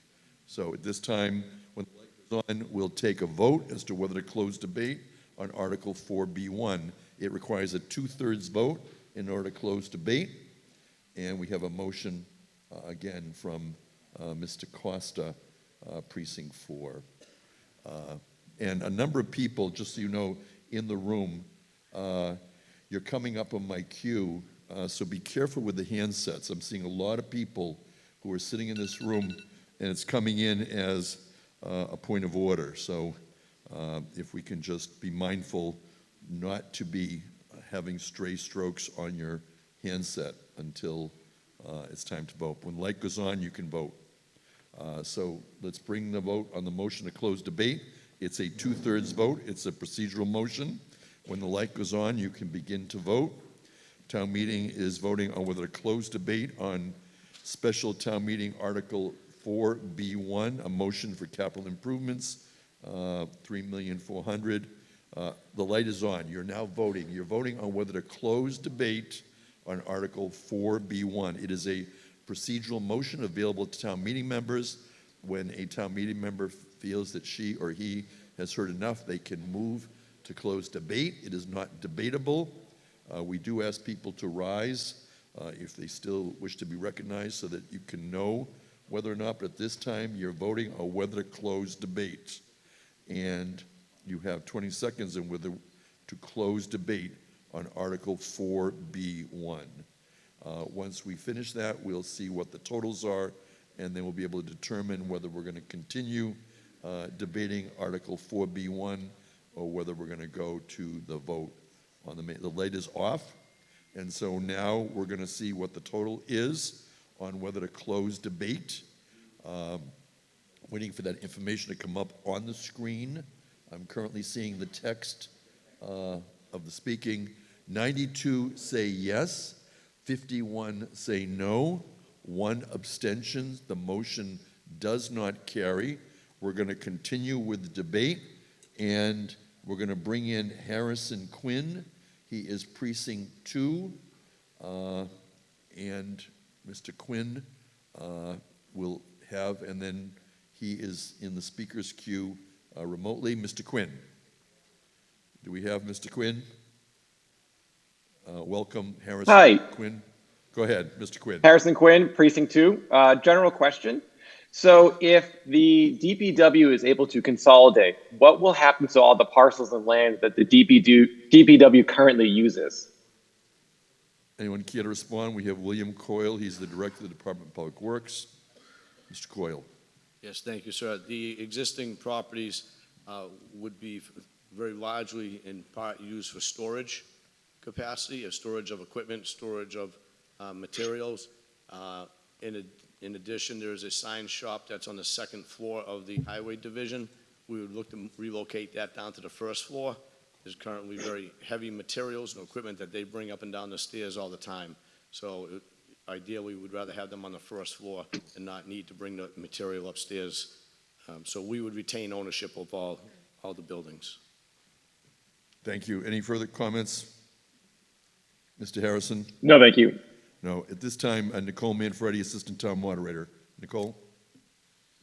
So what I'm being told is that on your clicker, if you click any button other than the 1, the 2, or whatever those numbers are for yes, no, abstain, you're indicating, so if you accidentally push another button on your clicker, it is coming through the vVoter platform as a request to speak, point of order. You can only use those 3 buttons to vote. So if you're holding your remote or you accidentally press a button, it's coming through as a request to speak or otherwise. So just be mindful of that.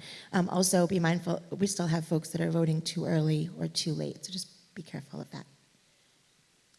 David Peck, followed by Nancy Davis. We're debating Article 4B1.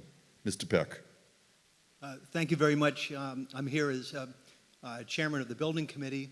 The Building Committee has visited the existing facilities at least twice over the last 3 or 4 years, is totally supportive of the project because of the relatively deplorable conditions, both for administrative staff, but then all the rest of the members of DPW, literally, as you saw in the pictures, lockers and even break areas are in picnic tables in the middle of the storage area.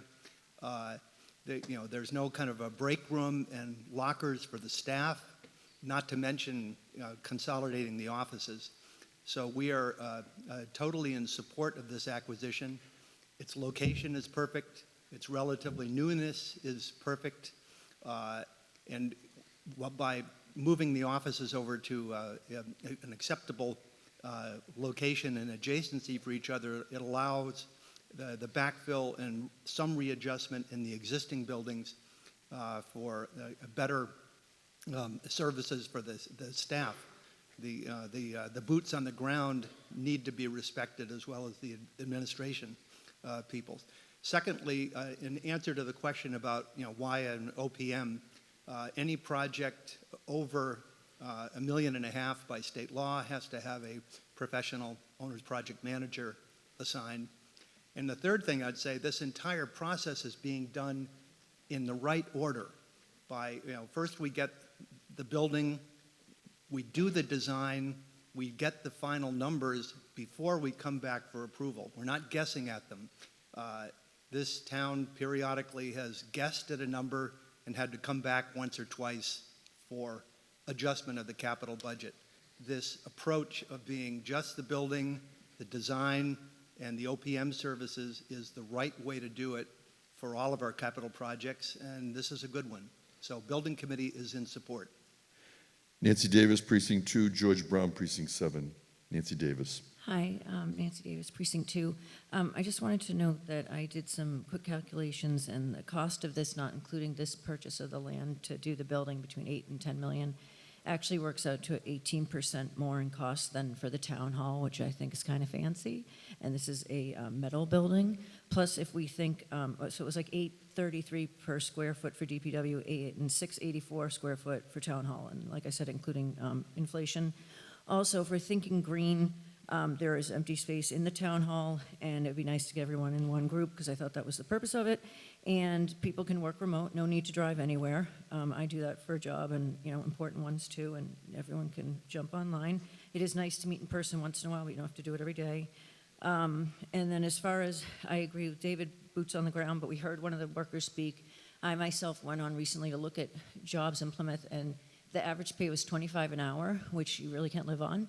And it would be nice, probably why people don't want to work. And I was hearing that the insurance is really good, but we might want to reconsider that in terms of like people paying into health insurance because the plans have all changed. So I think we need to look at other options to do with our money and not keep jumping at everything. Thank you. Thank you. George Brown, Precinct 7. George Brown, Precinct 7. Unlike the few town meetings ago of a property in Chiltonville, which was not attached to anything, this property has a once, as they say, once in a lifetime. It's already adjacent to our public works. Some of the previous mention of a plan for the future would involve construction of a building. There's no room on the property for another building of the existing public works land and still operate equipment on that property safely. So I am deeply in favor of acquiring this building. As a person who regularly has to interact with our public works department in person, I do not appreciate the fact that I have to go through and be careful going by case loaders to get into an office to speak to someone. This is a timely manner. It makes it safer, better public service for those of us who do contact public works. And my overview is that it would change the address of Public Works to 22 Mary B. Lane. That would be the entrance for consumers and the public, and it will make a much more pleasant experience for me as a taxpayer. I am very much in favor of this. I know our budget is tight. I think this will also enhance the working conditions for the people who are not in the office, and it will move these people in from the office areas in the buildings into the one building and allow space for more activities to be safer for the workers working on the equipment, with the equipment, and moving the equipment. Thank you. Thank you, George Brown, Precinct 7. At the back of the room, welcome. Good morning, Chris Merrill, Precinct 11. My question is, has an environmental assessment done on this building? And the question is because when we purchased the annex building a few years back, there was a silica issue, and that was a further cost burden to the taxpayers to remediate that issue. Thank you. Thank you. Anyone care to respond to Christopher Merrill? William Coyle is Director of the Department of Public Works, responding to a question from Christopher Merrill. Thank you. Mr. Moderator, at this time, no environmental assessment has completed. Thank you. Any further discussion? We have a member participating remotely, William Arienti. If we can bring in William Arienti. He already did. Yeah. Mr. Arienti, welcome. For those of you that are watching, Mr. Arienti,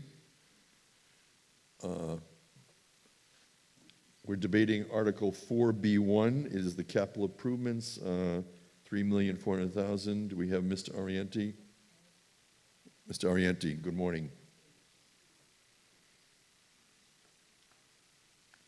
If not, we're going to go, Mr. Arienti, go ahead. He's been brought in as a panelist. We can see him. Mr. Arienti, did you care to be heard? If not, I'm going to go back to the in-person in the room until Mr. Arienti is connected to be able to speak. So let's go ahead. Pat Adelman, Precinct 12. I'm in favor of this, but I would like confirmation that there will be an environmental investigation of the building before we proceed. Thank you. Anyone care to respond to comments from Pat Edelman regarding an environmental study? Dirk Brindisi is our town manager.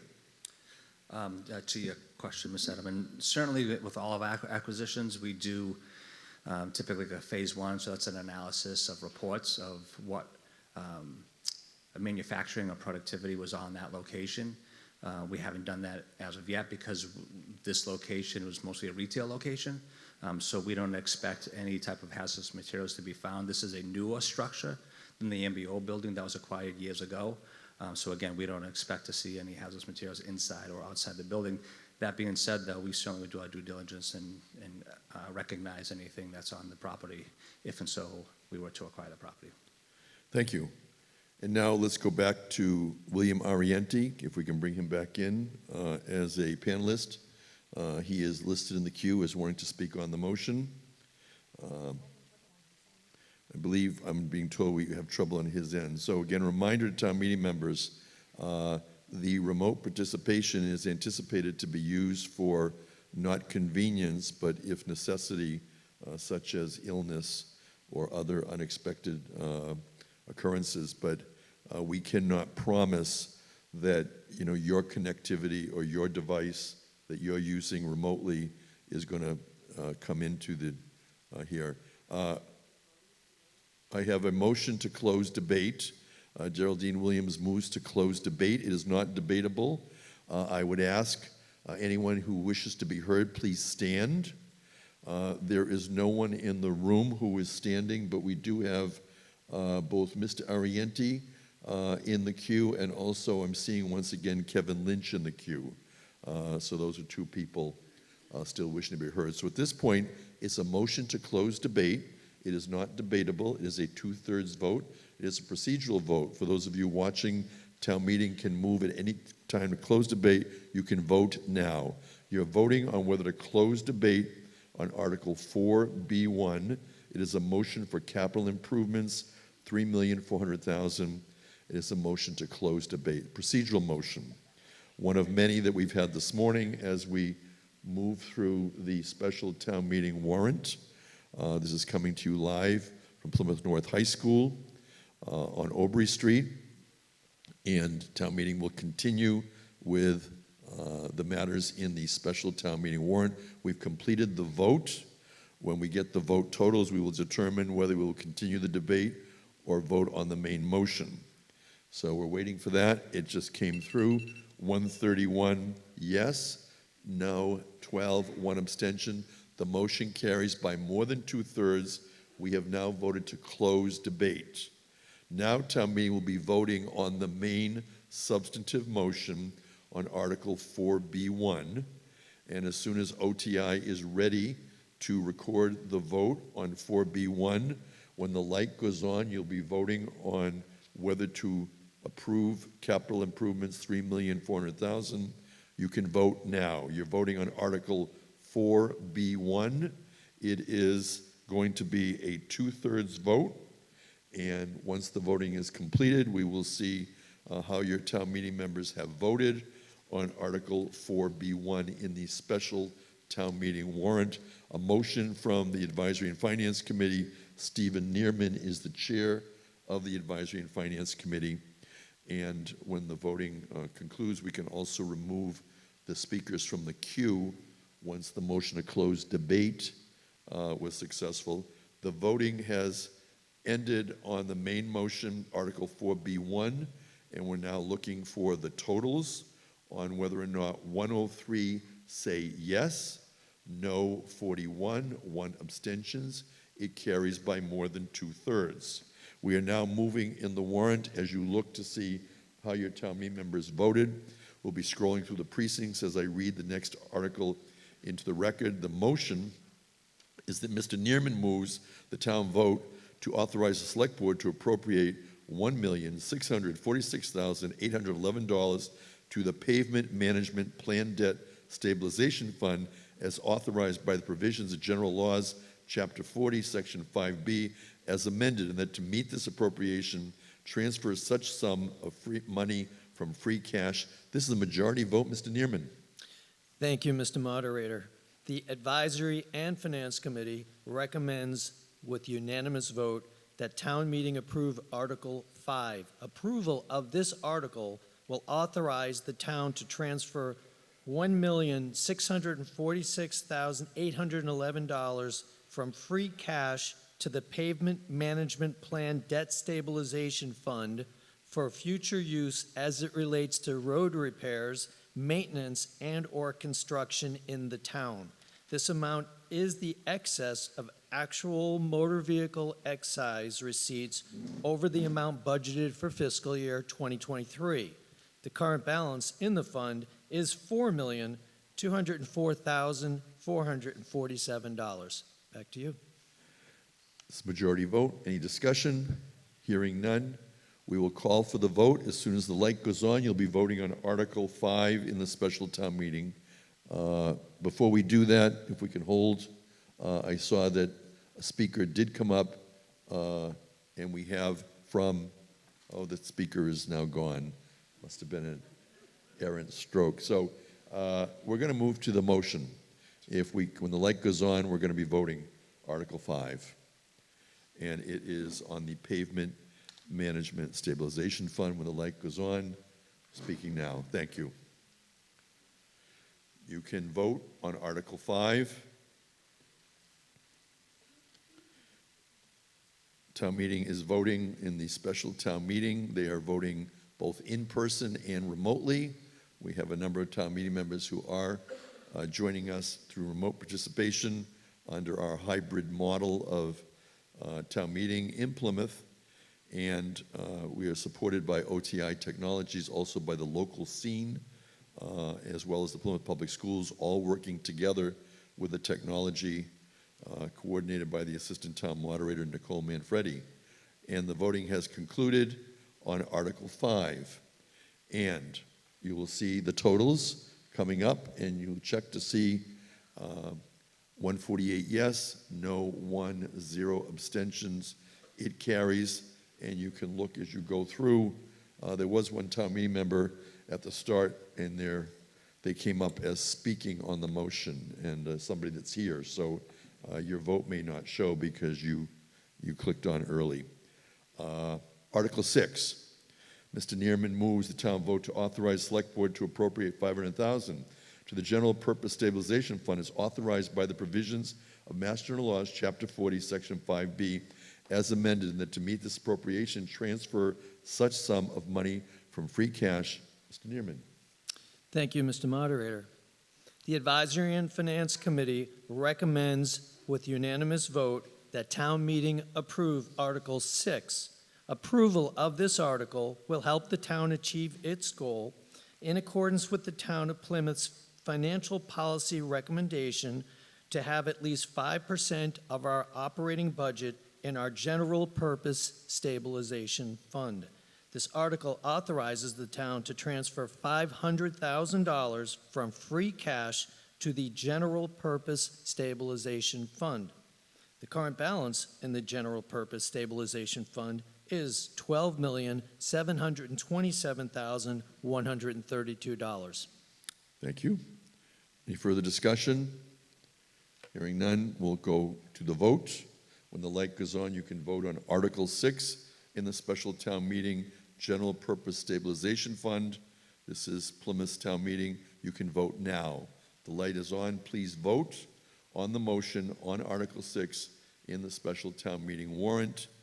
This is coming to us live from Plymouth North High School on Obery Street. We are in the first day of Plymouth Town Meeting. We are in currently the special town meeting warrant. We will continue with all of the articles in the special town meeting warrant, and then we will dissolve and then go into the annual town meeting warrant. At this time, Article 6, the voting has concluded. Town meeting members have voted, both in person and remotely. The total, 148 yes, no 1, 0 abstentions. It carries. And as we scroll through the precincts, I will read the next motion, which is Article 7. A motion to amend bylaw, Section 38-2, Capital Improvement Plan. Mr. Neerman moves the town vote to authorize the Select Board to amend the town's general bylaws, Section 38-2, Capital Improvement Program, by replacing the amount identified as the cost from $15,000 to $25,000. Mr. Neerman. Thank you, Mr. Moderator. The Advisory and Finance Committee recommends by unanimous vote that town meeting approve Article 7. Approval of this article will amend bylaw Section 38-2, Capital Improvement Program, to increase the threshold for capital requests from $15,000 to $25,000. Thank you. Any further discussion? Hearing none, we're going to go to the vote on Article 7 in the special town meeting. As soon as the light goes on, you can vote. It's to amend a bylaw on the capital improvement plan, and the light is on. You can now vote on Article 7 in the special town meeting warrant. This is a majority vote on Article 7 to amend the bylaw, Section 38-2, to replace the cost from $15,000 to $25,000. This is on Article 7. Town meeting members are voting in person and remotely. As we continue through the special town meeting warrant, when the light is off, the voting ends, and we are continuing to vote and act on all items. That concludes the voting for this particular article, and we're going to see the totals are 147 yes, no 2, 0 abstentions. It carries, and we will now continue reading into the record the next motion, which is to reduce Pilgrim Hall borrowing. Mr. Neerman moves the town vote. The town appropriates the sum of $733,201 from funds available from Article 9D, the 2022 annual town meeting, 1857 Foundry Marina, to pay costs of the historical preservation, restoration, rehabilitation of for the Pilgrim Hall Museum located at 75 Court Street, Plymouth, Mass., and for the payment of costs incidental or related thereto. Further, the borrowing authorized by the votes of the town under Article 9D and the 2023 fall annual town meeting as amended is hereby reduced by the amount of $733,201 to $2,466,799. Mr. Neerman. Well said. Thank you, Mr. Moderator. The Advisory and Finance Committee recommends by unanimous vote that town meeting approve Article 8A. Approval of this article will authorize the town to use Community Preservation Act funds available from Article 9D, 2022 Fall Annual Town Meeting, 1857 Foundry/Marina, to reduce the borrowing commitment for the historical preservation, restoration, and rehabilitation of the Pilgrim Hall Meeting Museum. And just for the record, I read the motion as the Pilgrim Hall Museum, and that's the vote that is before you. Further discussion? Yes. Virginia Davis on Article 8A. I just have a question.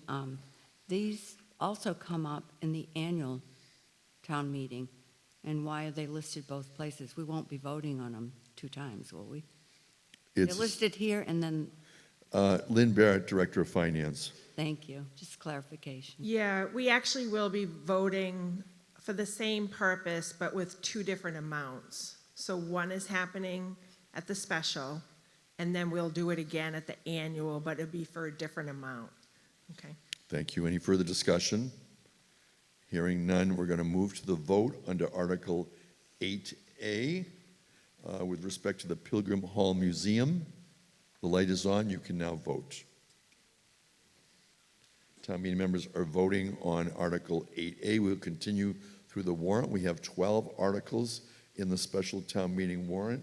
We are in the second morning session of our first day of Plymouth Town Meeting, and this is coming to you live on April 6th from Plymouth North High School, located on Oberry Street. We are in the Center for Performing Arts, and we are doing a hybrid representative town meeting. We have town meeting members in person and also participating remotely. The light is off. The voting has ended. We will now merge the votes. 146 yes, 0 no, 1 abstentions. It carries. As you look to see if your vote was recorded, we'll move to 8B. Reduce Stevens Field borrowing. Mr. Neerman moves the town appropriates the sum of $562,846 from Community Preservation Act undesignated funds to pay costs of the restoration and rehabilitation of Stevens Field as previously amended, and for the payment of costs incidental or related thereto, further that the borrowing authorized by vote of the town under Article 16B of the spring 2015 town meeting held is hereby reduced by the amount of $562,846 to $2,700,000. Mr. Neerman. Thank you, Mr. Moderator. The Advisory and Finance Committee recommends by unanimous vote that town meeting approve Article 8B. Approval of this article will authorize the town to use available Community Preservation Act undesignated funds to reduce the borrowing commitment for the restoration and rehabilitation of Stevens Field. Further discussion? If not, we're going to move to the vote under Article 8B. When the light goes on, you can begin voting. It is to reduce Stevens Field borrowing. Vote now. Town meeting members are voting in person using the handsets, or they are voting remotely using the voter platform, and OTI Technologies is combining all the votes into one final consolidated vote for town meeting. This is a majority vote for this particular Article 8B to reduce Stevens Field borrowing. We'll then continue in the special town meeting warrant. We have 12 articles in the warrant, and we are debating and deliberating on the articles and the motions presented. The voting has ended. We will now see the total on the votes. 148 yes, 0 no, 0 abstentions. Passes unanimously. Article 8C. Reduce Spire Center borrowing. Mr. Neerman moves the town appropriates sum of $500,000 for Community Preservation Act undesignated funds to pay costs of the historical preservation, restoration, rehabilitation for the Spire Center located at 25.5 Court Street, Plymouth, and for the payment of costs incidental or related thereto, further that the borrowing authorized by the vote of the town under Article 9B of the 2022 Fall Annual Town Meeting is hereby reduced by the amount of $500,000 to $100,000. Mr. Neerman. Thank you, Mr. Moderator. The Advisory and Finance Committee recommends by unanimous vote that town meeting approve Article 8C. Approval of this article will authorize the town to use available Community Preservation Act undesignated funds to reduce the borrowing commitment for the historical preservation, restoration, and rehabilitation of the Spire Center. Further discussion? Hearing none, we're going to go to the vote when the light goes on Article 8C. We are voting on a majority vote to reduce the Spire Center borrowing. Please vote. The light is on. You have 20 seconds in which to vote. Town meeting members are voting both remotely and in person. We're going to continue chronologically with all of the articles in the special town meeting warrant. We have not changed the order of any of the articles in the special town meeting warrant, so we will continue chronologically through to Article 12. This is Article 8C. The voting has ended. We are now going to see the totals on the vote, and it is 147 yes, 0 no, 0 abstentions. It carries unanimously. We now move to Article 9A. It's a motion to adopt Massachusetts General Laws, Chapter 59, Section 5, Clause 17E, housekeeping item. Mr. Neerman moves the town vote to accept Mass General Laws, Chapter 59, Section 5, Clause 17E, which authorizes an annual increase in the asset whole estate limit for exemptions granted to senior citizens, surviving spouses, and surviving minors. Mr. Neerman. Thank you, Mr. Moderator. The Advisory and Finance Committee recommends by unanimous vote that town meeting recommend or approve Article 9A. Approval of this article will accept Clause 17E, which authorizes an annual increase in the asset limit for senior citizens, surviving spouses, and surviving minors. The current limit is $62,620. Majority vote. Any discussion? Hearing none, we're going to call for a vote on Article 9A. When the light goes on, you can vote. This is a housekeeping item. You can vote now. You're voting on Article 9A, a motion to adopt Mass General Laws, Chapter 59, Section 5, Clause 17E. We do have a consent agenda. In the annual, we'll be reviewing the articles in the special, and for those that are unanimous that might come up in future years, we may also introduce a consent agenda in the special town meeting. This is Article 9A to adopt Massachusetts general laws. It is a majority vote. When the light goes off, it is off. The voting has ended. We will now see 148 vote yes, 1 no, 1 abstentions. The motion carries. We're now going to continue with Article 9B, motion to adopt Mass General Laws, Chapter 59, Section 5, Clause 17F. Mr. Neerman moves the town vote to accept Mass General Laws, Chapter 59, Section 5, Clause 17F, which authorizes an annual increase in the exemption amount for exemptions granted to senior citizens, surviving spouses, and surviving minors under General Laws, Chapter 59, Section 5, Clause 17D. Mr. Neerman. Thank you, Mr. Moderator. The Advisory and Finance Committee recommends by unanimous vote that town meeting approve Article 9B. Approval of this article will accept Clause 17F, which authorizes an annual increase to the exemption amount for senior citizens, surviving spouses, and surviving minors. The current exemption amount is $293. Further discussion? Hearing none, we're going to go to the vote on Article 9B. When the light goes on, you can begin voting on Article 9B. It is on. Please vote. You have 20 seconds to complete your vote on Article 9B to adopt Massachusetts General Laws, Chapter 59, Section 5, Clause 17F, housekeeping item.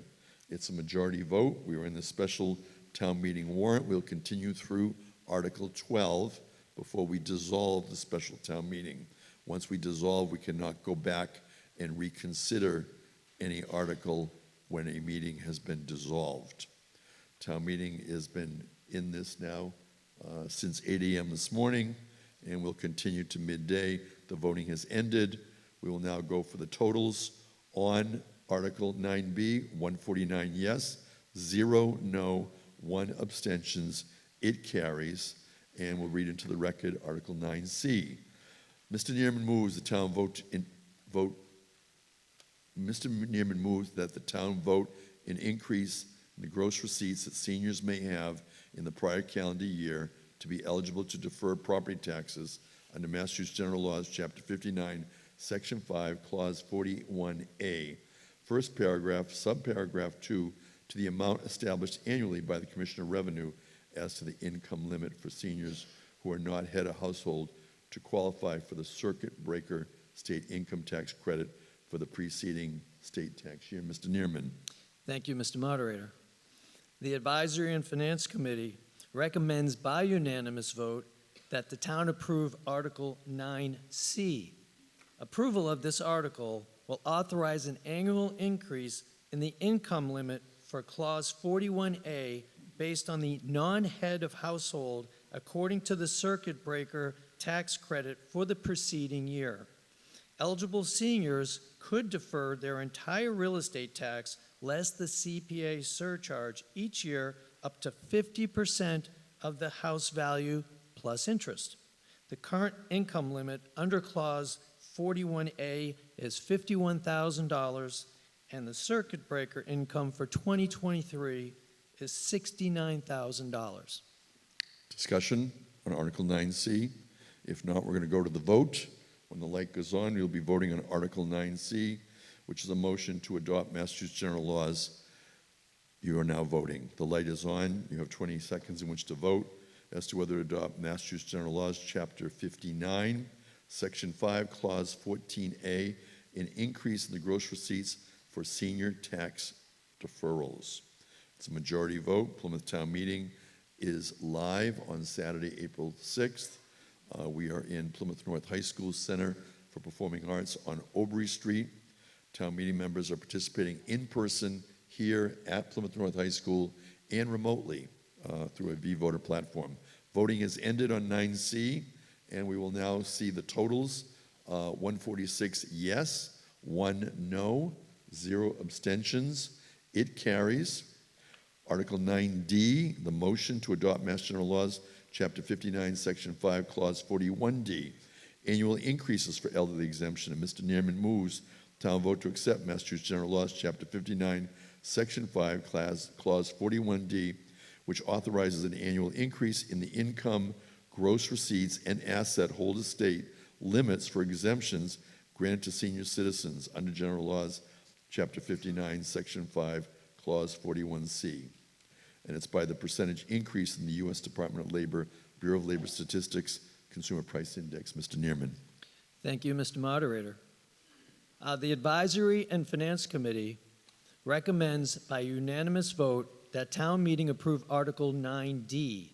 Approval of this article will accept Clause 41D, which authorizes an annual increase for seniors based on 100% of the Consumer Price Index set by the Department of Revenue for income, gross receipts, and asset whole estate amounts. The current income limit is $20,000 per single and $30,000 per married. The current asset whole estate limit is $40,000 per single and $55,000 per married. Discussion on Article 9D. If not, we will go to the vote, and when the light goes on, you can begin voting on Article 9D in the special town meeting warrant. Again, one in-person member came up on my screen from Precinct 4. You may want to be careful. You can vote now. You're voting on Article 9D, which is the motion to adopt Mass General Laws, Chapter 59, Section 5, Clause 41D. Town meeting is voting both remotely and in person. We have the support of OTI Technology for this voting, and they are coordinating the technology with the local scene and also with the Plymouth Public Schools. And we thank all of those involved for cooperating and coordinating with each other to bring this hybrid town meeting to Plymouth. The voting has ended. We will now see what the total vote is for Article 9D. 145 yes, 0 no, 0 abstentions. It carries. And as you look at the voting, Article 10 will be read into the record.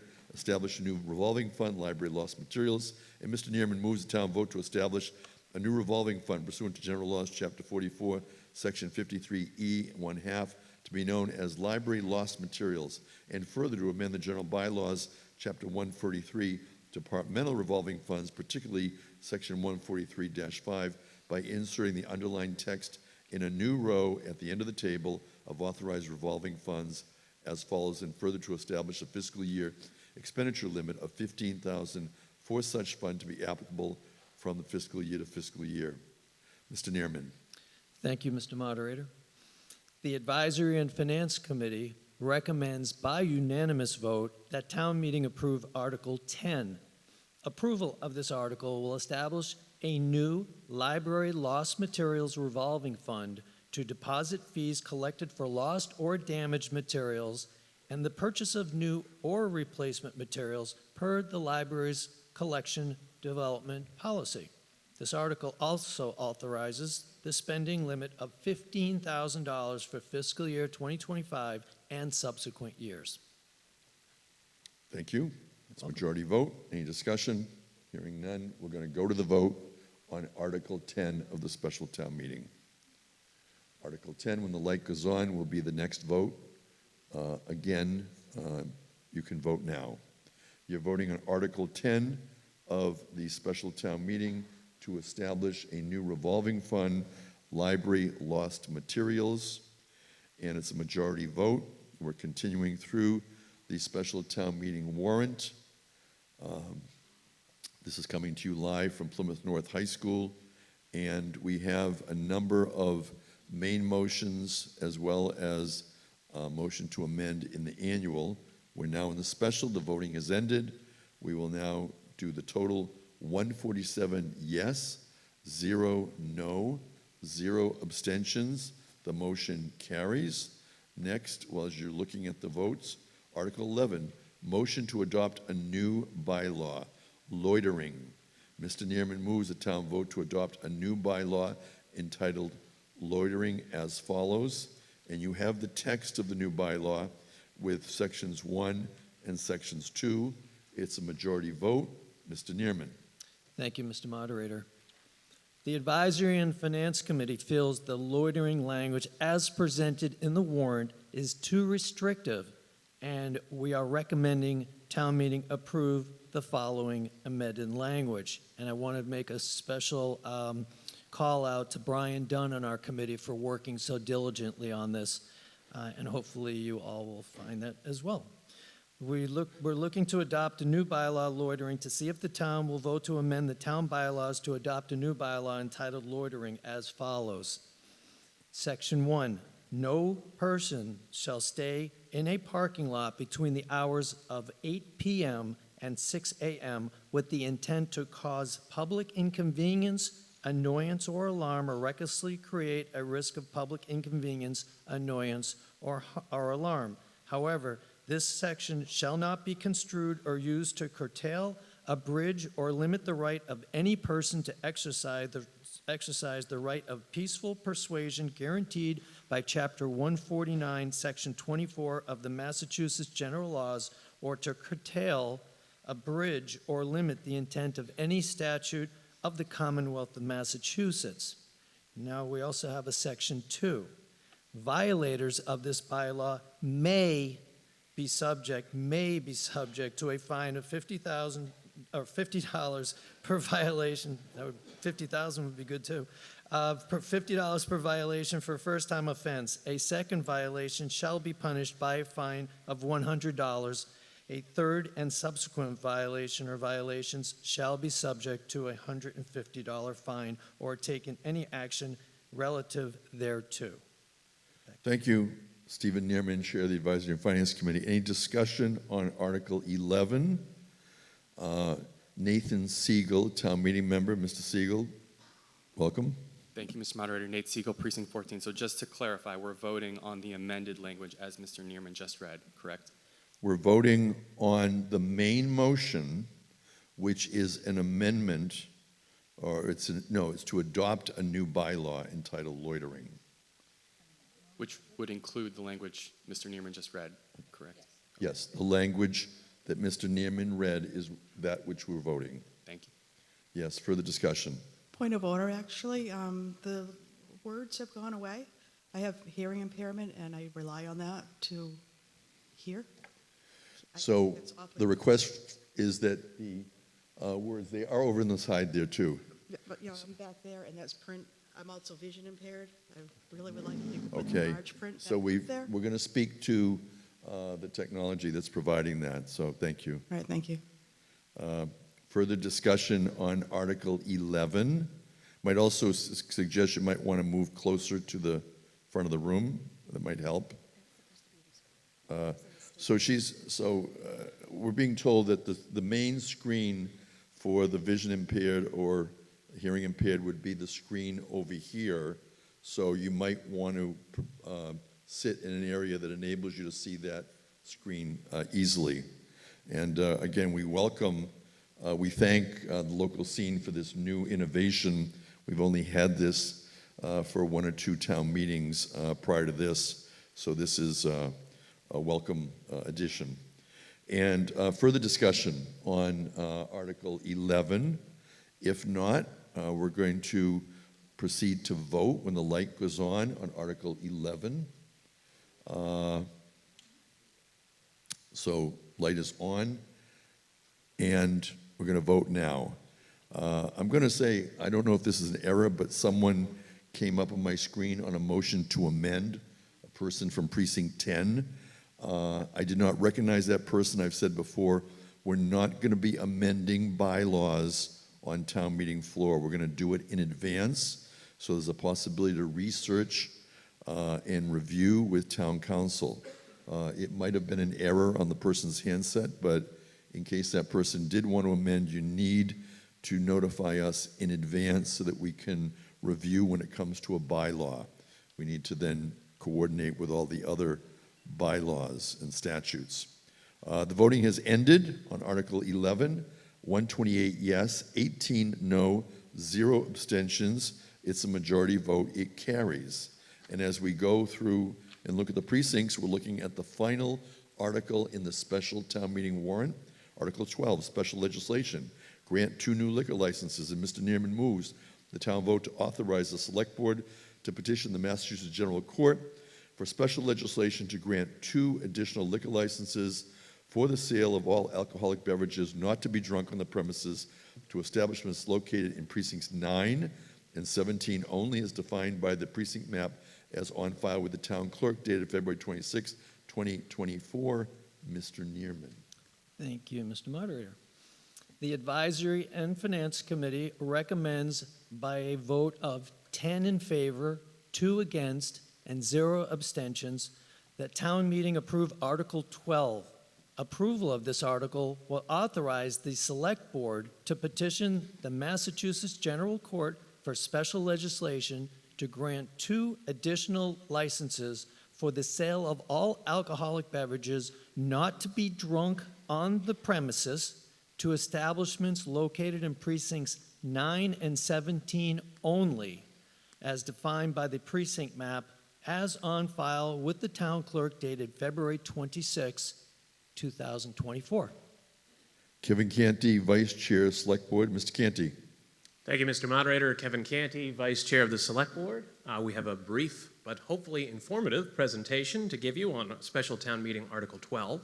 We also had at the table where you signed in a supplement that was provided by the Select Board with a more detailed memorandum about what exactly the Select Board is looking to do here. So hopefully everybody that was physically present had an opportunity to acquire that. For those that are joining us virtually, my presentation will cover the meats and potatoes of what was in that supplement, so you will not be left in the cold either. Moving right along. So, Special Town Meeting, Article 12 seeks town meeting approval for the Select Board to petition the Massachusetts Legislature to grant the town of Plymouth 2 additional all-alcohol off-premises liquor licenses, also known as liquor stores. These 2 licenses would be permanently geographically restricted to the current boundaries of precincts 9 and 17. This proposal would have no impact on the total number of marijuana dispensaries in the town. All right. So this is the second and final slide of the presentation. I did promise it would be brief. As you can see from the map on the screen, liquor stores are heavily concentrated in the northeastern section of town, where it all began, as I'm told. That is where the population has been concentrated for many years, and the liquor stores, as you can see, thin out from there. This proposal would seek to create 2 new liquor stores that would be permanently geographically restricted to the current boundaries of precincts 9 and 17, which, as you can see from the map, are in the southwestern section of town. The southwestern section of town, like all sections of town, continues to grow. For example, precinct 17 didn't even exist until a couple of years ago because there weren't enough people there to justify further precincts. But now there are, and it continues to grow day by day. The lack of liquor stores in this particular area leaves many residents therein with the choice of either driving long distances within Plymouth to buy alcohol or, more likely, going to Bourne and/or Wareham to get their alcohol. There is clear demand in this section of the town, as seen from the map, and also from feedback that the board has received from residents in the area, as well as business owners in the area. And business owners don't just mean people that would be interested in a liquor license, but also when people are out buying their alcohol in Wareham or Bourne, they're also running other errands down there, supporting other businesses down there. So by keeping people that are running those types of errands within the confines of Plymouth, we support more than just the immediate business that has that license. The Select Board is in favor of economic development in order to reduce the burden on residential taxpayers by increasing the commercial tax base. This includes a variety of efforts like making better use of our existing light industrial and highway commercial zones and making it easier to open businesses in those areas to bring in more high-paying jobs so more people can live and work within Plymouth. Those efforts are ongoing, but those efforts take time. The benefit of this particular proposal is that if we create 2 more liquor licenses, the businesses will come. It is a field of dreams moment for the town of Plymouth. Currently, there are 2 areas in these precincts that could contain liquor stores. In Precinct 9, Little Sandy Pond Campground exists, which already has a beer and wine license. They could apply for a full alcohol license due to the zoning of that particular property. In Precinct 17, we have areas of Red Brook that are zoned so that a liquor store could go there.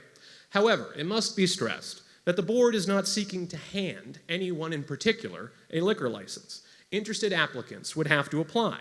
They would need to meet the basic threshold criteria of having a liquor license. They would have a public hearing. At that public hearing, members of the public who were in opposition to the liquor license in that area would have an opportunity to speak. Members of the public who were in favor of a liquor license being granted in that area would have an opportunity to speak. So all of this would happen in public and in open session.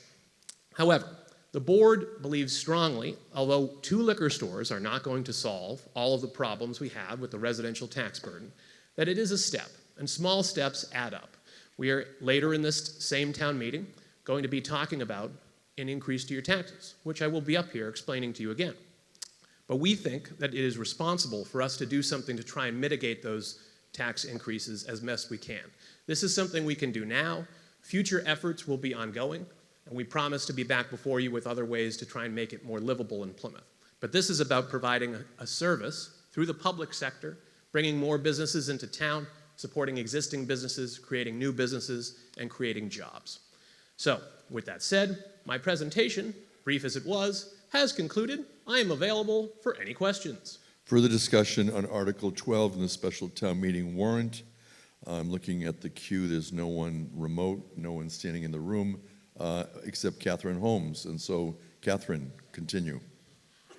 I'm going to be really careful with this mic today. Catherine Holmes, Chair for Precinct 9. I just wanted to let people know that we had our caucus in 9.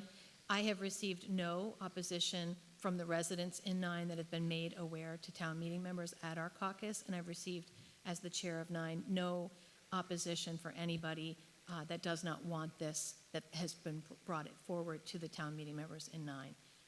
So do what you may, but just wanted to give you that feedback. Joseph Hutchison, Precinct 17. Thank you, Mr. Moderator. There's really no need for this, and there's no need for the town to get into liquor license futures, as I've discussed with Kevin. But what this does do is predefine the use of retail space in Red Brook. As soon as this liquor license is issued, we get a space in our commercial space where that liquor license is going to go. I'd rather have the market sort out retail in the villages and community of Red Brook. So I'd urge you to vote no. Thanks. Tricia Edelman, Precinct 12. Pat Adelman, Precinct 12. I would like to ask the police department what their opinion is of this. And I'd also like to make the statement that I think it's unfair to the other liquor stores who had to wait their turn for the opportunity of a license transfer. And I am voting no. Thank you. Dana Flynn is the Plymouth Police Chief. Welcome, Chief Dana Flynn. Good morning. The police department has no opinion. Thank you. Any further discussion on Article 12 on the motion before us? If not, we're going to go to the vote when the light is on. It is a majority vote. We're supported here by OTI Technologies. When the light goes on is when vote now. You're voting, you have 20 seconds in which to vote on Article 12. Thereafter, absent any motions to reconsider, the next motion will be a motion to dissolve the special town meeting. Once you dissolve, you can't go back and reconsider a motion. So be thinking about that once you cast your vote on Article 12. Town meeting members are voting in person and remotely. This is coming to you live from Plymouth North High School here in Plymouth on Aubrey Street on Saturday, April 6th. We are in the second morning session. The voting has ended.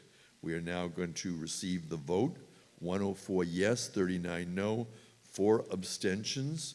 The motion carries. You'll note again, green is yes, red is no, yellow is abstention. We go through all of the precincts to determine what the final vote would be. Town meeting members have an opportunity to record their vote either in person or remotely. We have 162 elected town meeting members, and we have over 140 currently actively voting on this article and the remainder for the special town meeting. I'm going to put into the record while we look at the precincts that Mr. Neerman moves to dissolve the special town meeting. Is there any discussion on the motion to dissolve the special town meeting? This is a procedural vote. If there is no discussion, we will move to the vote to dissolve the special town meeting. When the light goes on, you will vote whether to dissolve the town meeting. You can vote now. This is a motion to dissolve. If it is passed, then we will move to the annual town meeting. The motion to dissolve is a procedural motion available to town meeting. Later, you'll have the opportunity on the annual to also either dissolve or adjourn to Monday evening. But we're currently voting on whether to dissolve the special town meeting. We had 12 articles, and the voting will continue until the light is off and town meeting members have completed the voting. We will now see the totals on the vote. 146 yes, 0 no, 0 abstentions. Everybody wants to end the special town meeting. They voted unanimously. We have 146 out of 162 members, which is great participation, since we know that one of our members is in the hospital, so there are a few that were simply unable to participate in person or remotely, but a high level of attendance with our hybrid format. And now, town meeting is going to, the town meeting special was dissolved at 11:17 a.m., and we are now resuming the annual town meeting at 11:17 a.m. And at this time, we're going to move Article 1, no action. Article 2, Mr. Neerman moves that the following articles of the annual town meeting warrant be considered under a consent agenda, and that such articles be approved and acted upon as written in the warrant and as set forth in the report and recommendations of the Advisory and Finance Committee. Articles 2, 4, 6, 12, and 13. Mr. Neerman. Thank you, Mr. Moderator. The Advisory and Finance Committee supports the consent agenda and recommends that town meeting approve Articles 2, 4, 6, 12, and 13 as written in the warrant and as set forth in the report and recommendation of the Advisory and Finance Committee. All of these articles are recurring housekeeping items, were unanimously approved by the Advisory and Finance Committee. Further discussion on the consent agenda? If not, I'm going to go to a vote when the light goes on. And when the light goes on, you can vote on the consent agenda that is shown in your book. The light will go on with OTI's support, and you will then vote. This is on a consent agenda. Town meeting is voting remotely and in person, voting now. You're voting on a consent agenda in the annual town meeting warrant. It is a motion from the Advisory and Finance Committee, and we are moving forward with it for Articles 2, 4, 6, 12, 13. And that is on the motion for the consent agenda. These are articles that previously, in previous years, either had little or no debate and were unanimous or nearly unanimous. And is a motion from the Advisory and Finance Committee. The voting has ended. We will now take the vote. 141 say yes, no, 2, 1 abstentions. The motion carries. I just want to thank town meeting. This is something that I have introduced as a recommendation from the Mass Moderators Association. We'll continue in future years to look at articles in both the special town meeting warrant and the annual town meeting warrant in order to save time for town meeting on those articles that are unanimous or near unanimous without debate. And you'll note that in the special town meeting today, we had quite a few that were without debate and that were unanimous or nearly unanimous. We'll look at that in the future. But at this time, we're going to continue now with Article 3. Mr. Neerman moves the town vote to establish the maximum amount that may be spent from each fund during fiscal year 2025, beginning on July 1, 2024, for the revolving funds established in town bylaws for certain departments, boards, committees, agencies, or officers in accordance with general laws, Chapter 44, Section 53, Section 53E, 1/2 as follows. Mr. Neerman. Thank you, Mr. Moderator.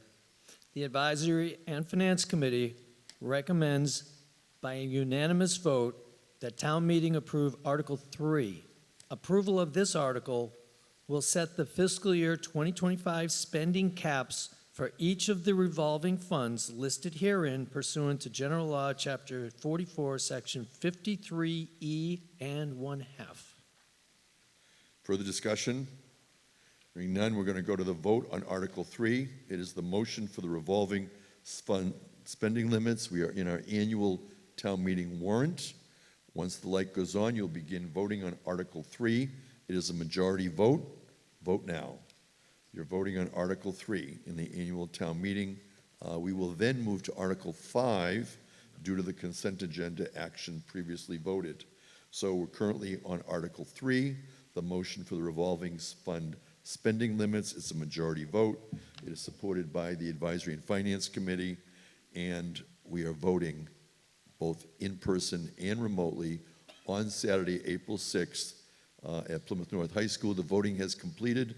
We are now going to see the entire vote.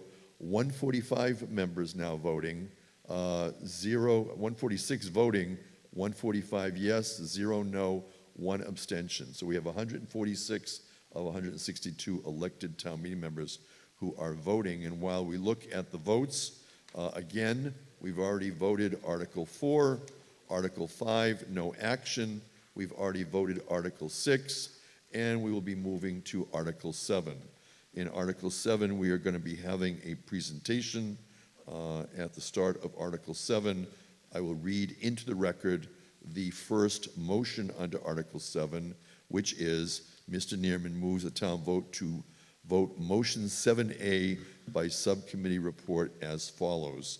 And we'll hear from him after we hear from the Select Board Vice Chair Kevin Canty. Mr. Canty. Thank you, Mr. Moderator. Town meeting, it's been a while. We have a presentation, if we could slide that up on the screen. There we go. So this is the town's budget and you, where the money goes and what the money does.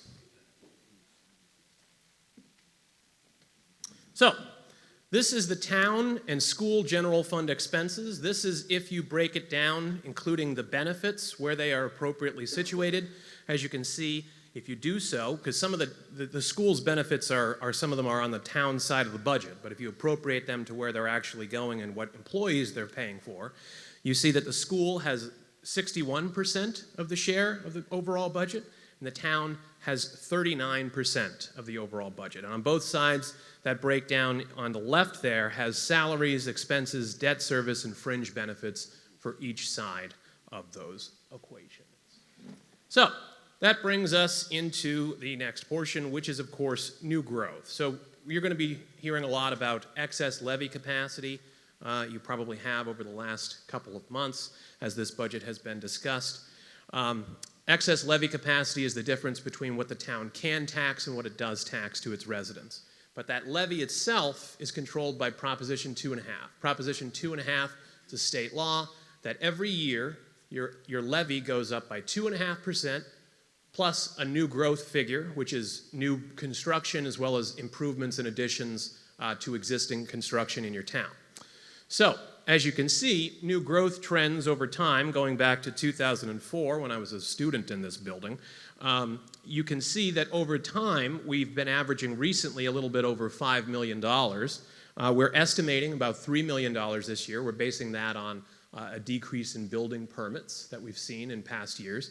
If it comes in higher, great, but we have to be conservative for it because you don't want to be relying on money that you may not have. So that is Proposition 2.5 increases your levy by that, and then the difference between what your levy is and what you actually tax, that's your excess levy. That's your excess levy capacity. You can tax up to that levy without an operational override. So that brings us into this chart, and this is excess levy capacity over time, and it includes the last data point on there is what we are proposing as part of this budget. So you can see last year, the budget had $8.7 million in excess levy capacity. And you can see that it's gone up and down over time, over the last several years. With this particular one, we're eating into that levy in order to pay for our current and near future needs. And I'll explain why we need to do that and why it's important that we do that. It's important because we know that there are a lot of issues in this town that are being unaddressed or underaddressed. We have known since the sewer exploded that we needed to take more care of our facilities so they don't cost people more over time. I think since that sewer incident happened, it's never been outside of the top 3 priorities for our community managing our facilities. Sometimes it's been number 1, sometimes it's been number 3, but it's never been farther down than that. When you have a building or another piece of infrastructure that is already in a condition that needs repair and you don't address it, it doesn't get better over time, it gets worse, and it costs more money over time. So putting more money towards taking care of known issues like that is important. You've heard earlier about the issues that the town is having in terms of recruitment and retention of employees. You might be asking why that is important as well. So the employees are the people that deliver all the services that residents rely on. Those include the people that stand up at town meetings like this, the ones we have at Town Hall, 11 Lincoln Street, and elsewhere. But it also includes the line-level employees who do a lot of the day-to-day work. When you pick up the phone and you call the police, that's a police officer that's being paid by your taxes. Same with the fire department. Your roads are being serviced by DPW workers that are being paid by this. And the more of those people that we have that are well-trained, the better quality of service we can render to our residents. The fewer we have, and the larger number of newer people that we have, the worse those services are. And that adds up over time. What we've had as a community recently is a lot of onboarding new people at a lower rate than other communities because they get a job here first. We train them for a year or 2. And then, when they're more marketable, they can go to another community and make more money there. That means that the year or 2 that they're here, they're providing a diminished level of service because they're still learning the ropes here. And then by the time they're up to full speed, we've just trained Hingham's next employee or Situate's. We want to stop doing that. We want to be able to keep those people here so that they can deliver better services here and produce better results for our residents here. There's a number of other issues that this town needs to address. If we had had this strategy for the previous 5 years, looking at those numbers, if you were to have $2 million instead of those other numbers that are above it for the last 5 years, we would have had $27.7 more million in the budgets of the last 5 years in order to address those issues and resolve them before they got worse. So we are looking to reverse course on that particular strategy of keeping money in excess levy so we can address those types of issues and save money to residents over time. So what does the money do? So, as I said, it deals with a lot of employees. I just want to highlight a few of our more significant departments in terms of the notoriety they receive. But obviously, all of our town departments and employees are important. Everybody provides a service. Some you need more often than others. Some, when you need them, are more urgent than others, but they're all vital. But with that out of the way, let's talk about the police department. In calendar year 2023, the police department responded to 40,729 calls, including 4,018 reported criminal offenses. 969 of them were felonies or alleged felonies, depending on your perspective. They made 659 arrests. They responded to 1,452 motor vehicle crashes, issued 4,152 citations for motor vehicle infractions, 3,311 of which were written warnings. So a decent amount of people got told that they shouldn't do that anymore, and a few of them had to pay for it. Co-response clinicians responded to 359 mental health calls and performed mental health evaluations. So this is a relatively new program. We just actually had a presentation about an assessment of the police department at the last select board meeting, where this particular program was cited as being an outlier across the nation in a positive way, that the town of Plymouth is looking to onboard clinicians that can address mental health issues with a mental health tool as opposed to a purely law enforcement tool. It has direct benefits in the sense that the people that are being responded to get the care that they need at that time, and it has indirect benefits because the officers that are working alongside those clinicians, even if they rotate out to not be working with that clinician anymore, get to learn more about how to respond to those types of mental health calls. Mental health calls are often given to the police and fire departments, and it's a significant part of their work, and you can see that in the last year, almost every day that particular position was used. They responded to 110 medical overdoses, 14 of which were unfortunately fatal.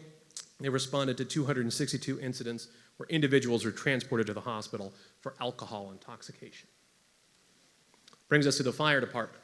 The fire department consists of 138 uniformed members, 8 civilian employees, has 7 fire stations and 1 emergency management center. They responded to 12,371 calls for service in calendar year 2023. 3,791, or 31% of them, were fire-related calls. 8,574, or 69% of them, were rescue or EMS-related calls. And the fire department protects an estimated $14.9 billion in real property within the town of Plymouth. In calendar year 2023, there was a loss of 943,370, which, considering that it's a base of 14.9 billion in real property, that's a pretty good return on the investment in the fire department in terms of what is being protected for the value that you're paying for. That brings us to our DPW department. At full staffing, the operating budget personnel of the DPW consists of over 80 employees across engineering, facilities maintenance, fleet maintenance, highway, cemetery, and crematory divisions, among others. There's road maintenance. There's 377 miles of roads that they're responsible for, 303 of which are paved, 74 of which are unpaved. You earlier saw an article to put more money in pavement management. We had a presentation at the beginning of my tenure on the select board about our road management program and how we were only being able to, at that time, pave about 4 miles of roads a year. We had 58 miles of roads that were in dire need of repair. So it would have taken 15 years to get caught up at the then current funding level. And that was assuming no other roads deteriorated in that time, which, as we all know, is not how time nor roads work. So we were never going to get ahead. We were treading water in the current method. So we're reversing course on that to actually make positive results for residents, because that is an expense to residents too, because they're experiencing potholes and other issues with their roads when they're in a deteriorating state, which adds to increased maintenance cost for their vehicles. We, as you heard earlier, the new funding mechanism is going to allow them to address 10 to 15 miles in a year, which is a significant improvement.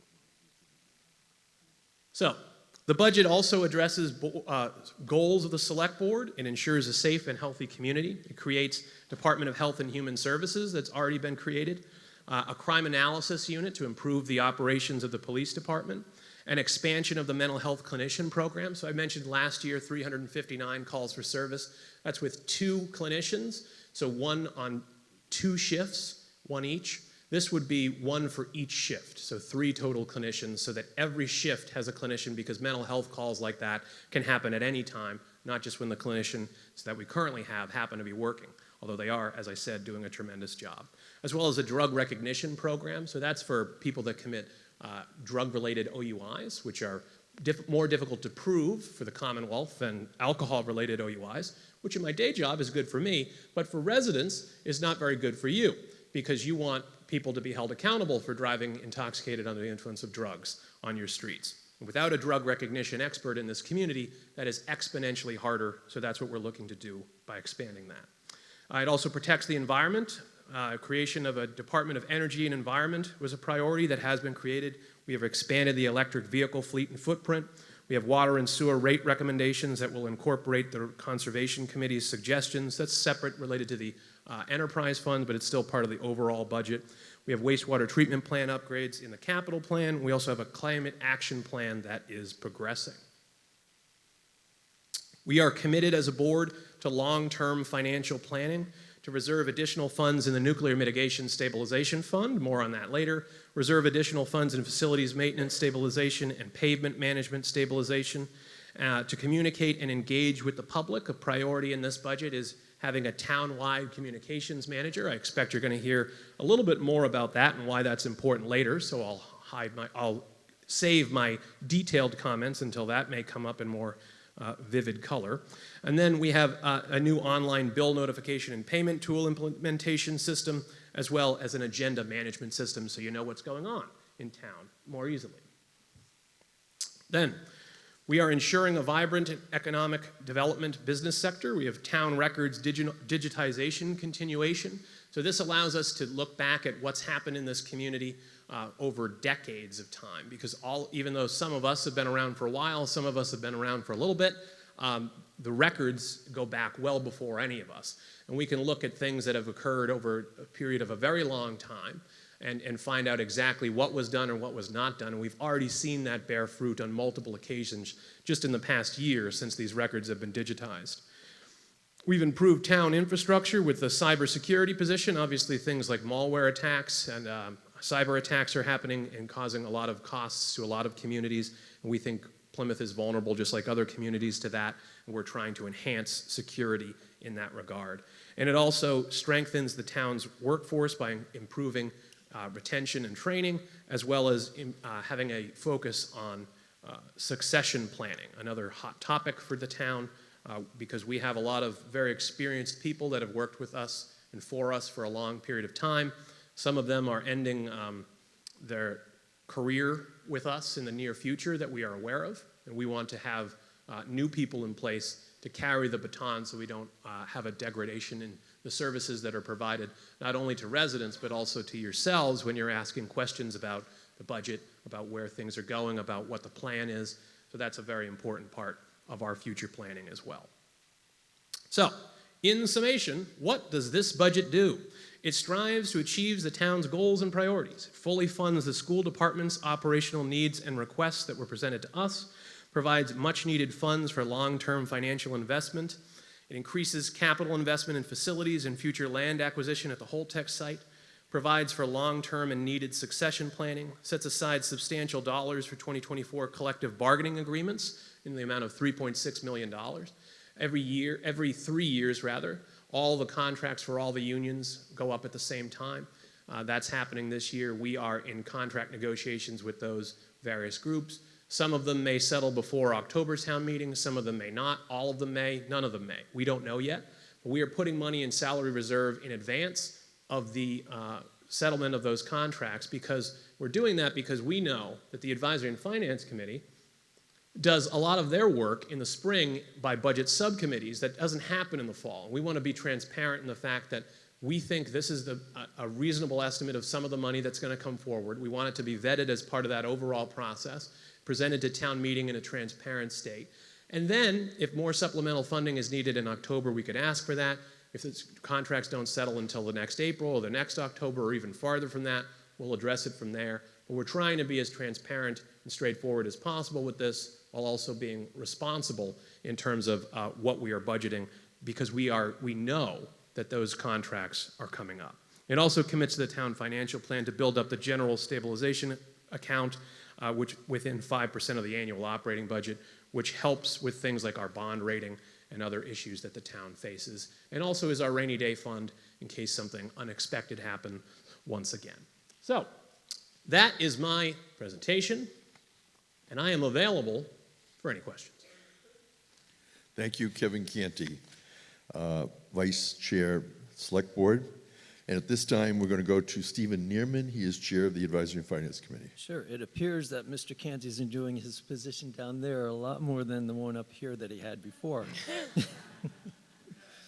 He's great at both of them, by the way, and we miss him dearly, I have to say that.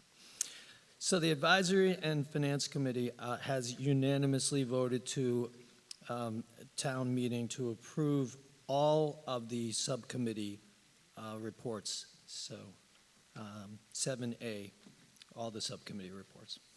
Thank you. And we'll be going to questions in a moment, but first I'm going to read into the record a motion to amend. The motion to amend Subcommittee Report A, Kevin Lynch, Precinct 5, moves the town vote to decrease Item 1, Town Manager, Personal Services by $90,000. And let's bring in Kevin Lynch as a panelist. And following Kevin Lynch, we're going to hear from Kevin Canty in response on behalf of the town. And then we have Albert DiNardo, Precinct 17. So, Mr. Lynch. Yes, sir. Thank you very much. Unfortunately, I'm not able to be there in person, and but I'm questioning the actual desire to have a communications coordinator. When I say a desire, I'm speaking, it's not so much of a need. Also, the $90,000 salary position, I want town meeting members to realize you also need to factor in benefits, which is about 30%. So it's a $117,000 position you're probably going to possibly consider passing. Now consider, like I said, it might be a want, not so much a need. And yet there are needs, DPW, electricians, plumbers, etc. And all of this with the background that the town's finances right now,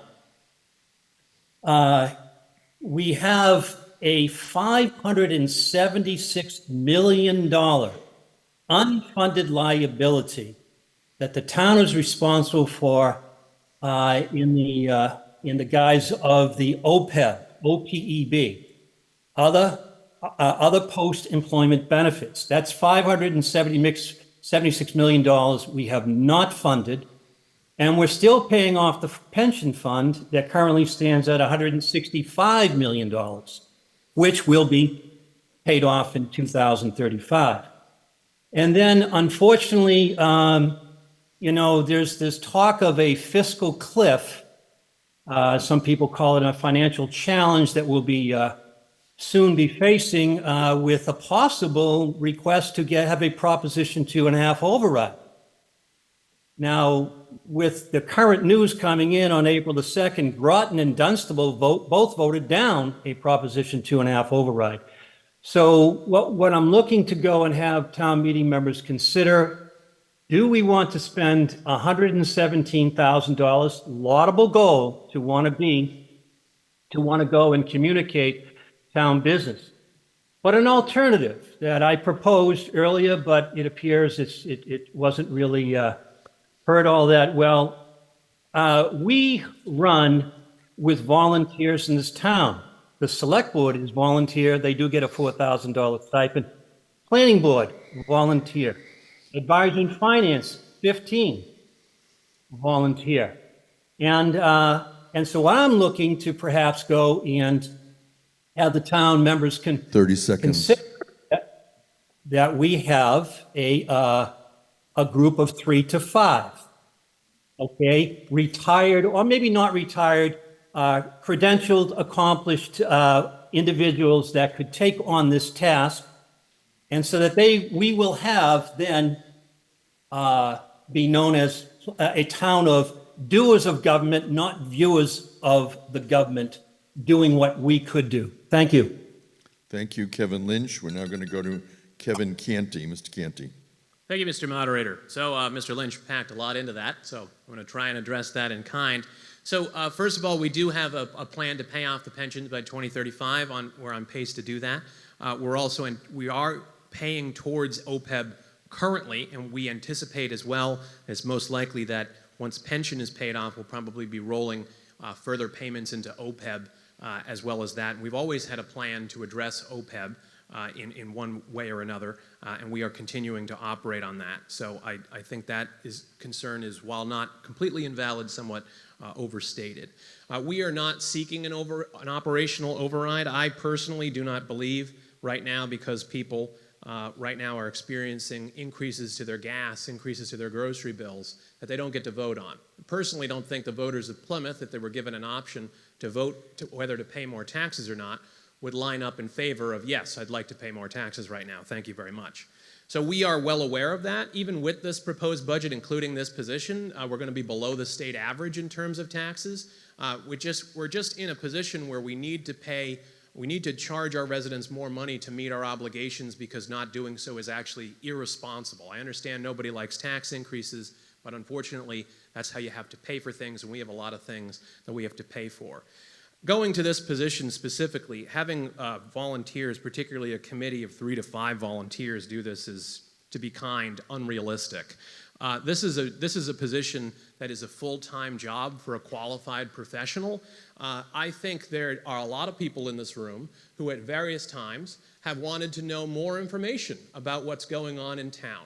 And this is an avenue where you would have the opportunity to find that out, because department and division heads would be disseminating information to that individual to then get out to the public. And members of the public and the media would have a point person to go to get their information from. So, if you have ever found yourself in a position where you wish you knew more about what was going on in the community around you, like the Water Street project, like what happened with the sewer back in the day that I referenced earlier, like the states of our buildings, do you want to know better when the issues that we're facing with the storm or something else unexpected? We're going to have this position work closely with the police and fire department to talk about emergent issues as they come around, and get stories out there so that people know what's actually happening in their community. This is a full-time position that I think has a dire need. There is a tremendous information vacuum in this community that is often filled by misinformation that people like the town manager's office and us on the select board have to spend a lot of time correcting, because there isn't someone to get the facts out to people, and there isn't someone that they can go to get the straight information without anybody else's opinion involved in that. And people can obviously have a difference of opinion once they have that information. We're not saying that everybody's going to all of a sudden agree on everything and town meeting is going to be a 1-hour affair with one consent agenda. What I am saying is that it's important that people get this information, that they get it succinctly, that they get it regularly, and that they have a proper avenue and channel in which to get it. And it also will help with liaising with the media, both local and regional as well, and national to the extent that we are in national news. This person would work on that. So this is a full-time job by a professional that's trained to write press releases, to communicate and disseminate through multiple channels, to meet the different generational needs, people that want traditional media, people that want social media, people that want their information in various forms. So this is not something that we could leave to a bunch of volunteers. This is too much work for that, and it would be unreasonable to do so, and we need consistency in this position, not irregularity.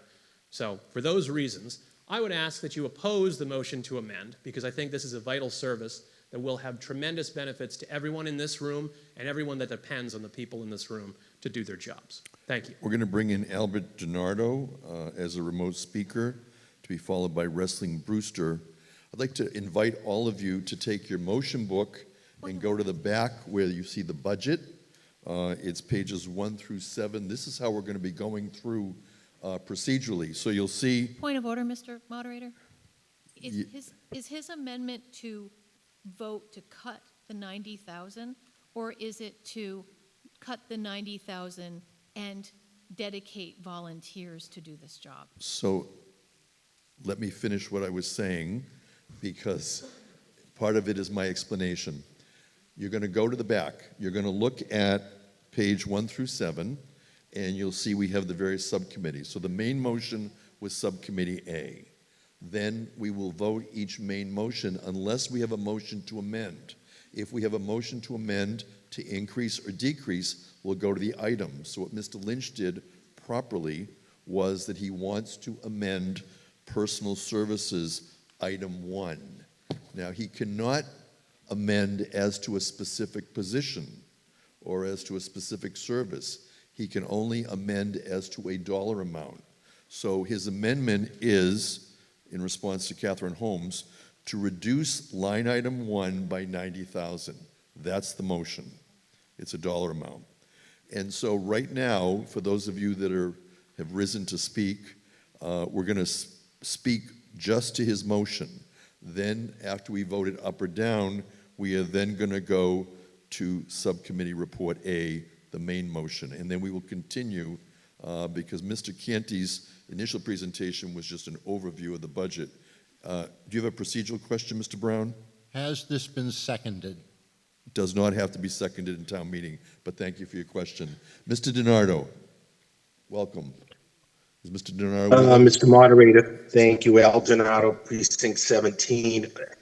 Just for the record, I plan on voting on the budget as it is written, but I just want to make a quick statement. I think, we've reached an important financial benchmark. We have a balanced budget.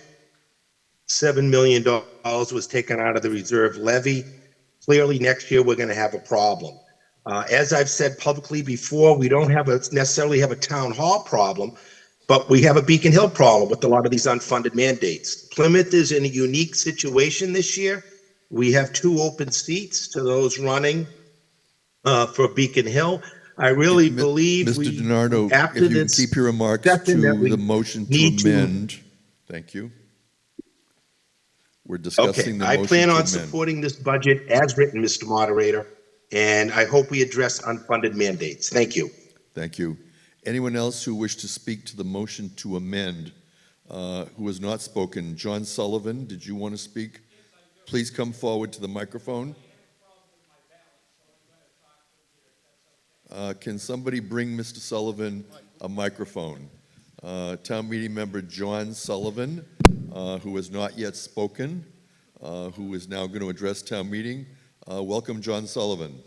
Thank you, Mr. Moderator. I want to know who put that statement together, that last slide.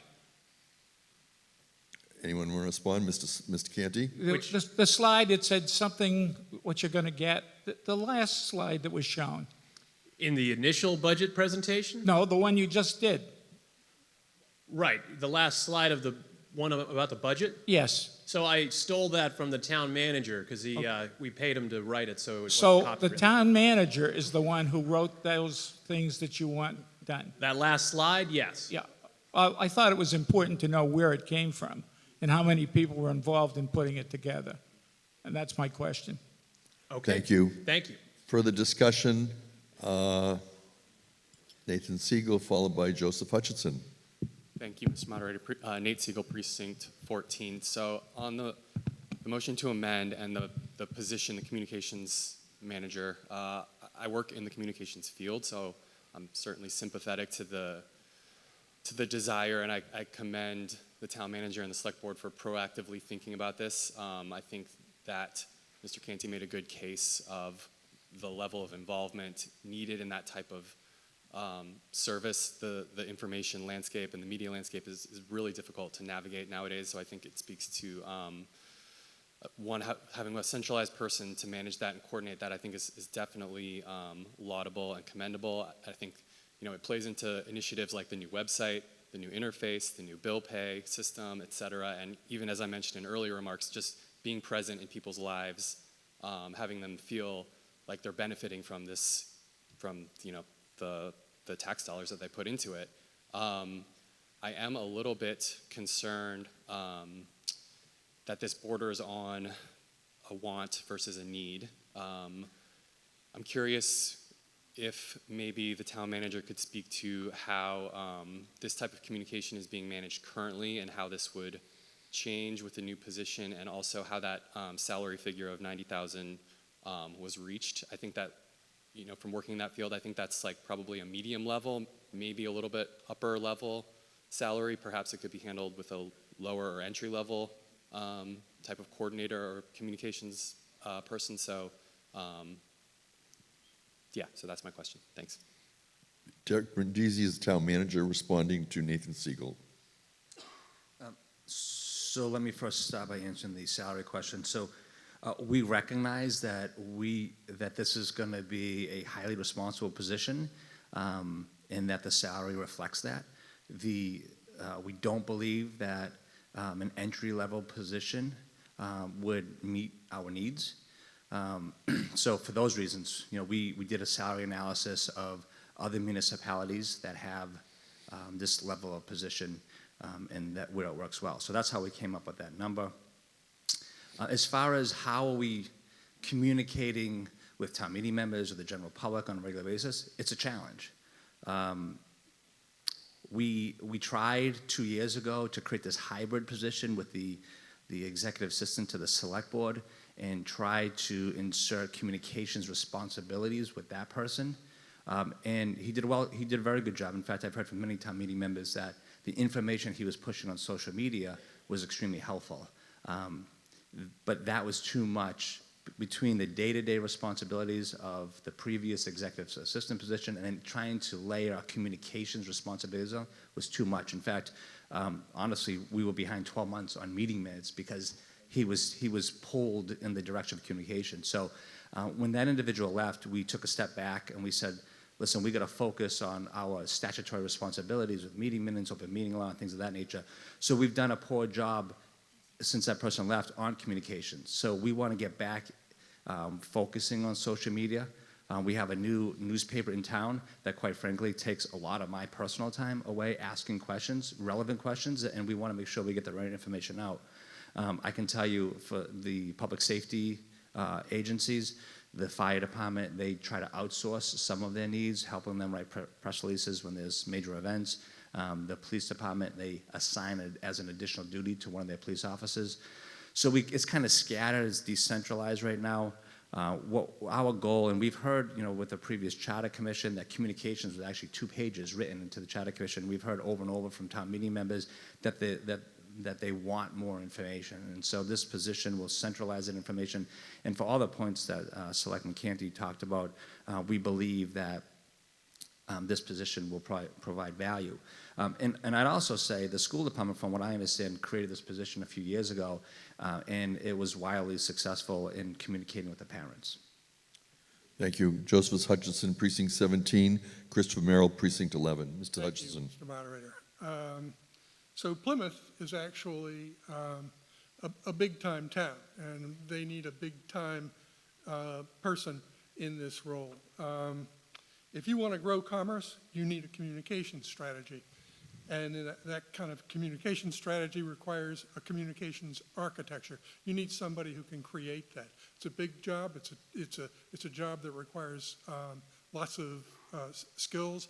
And if you want residents to easily find out how the town works and how to use the services we provide services and people don't get it. That the tax dollars they're paying, the service translate to services. This is the way that we tell folks what the town is actually doing for them. Likewise, internally, a job like this would enable, by way of an architecture and by way of skills and implementation strategies, public-facing departments like the Council on Aging and the library to be integrated into the to be more integrated into the overall web structure of the town. The role creates a strategy for working internally with town services, with what Joe Young does, and for reaching out into the public sector and working with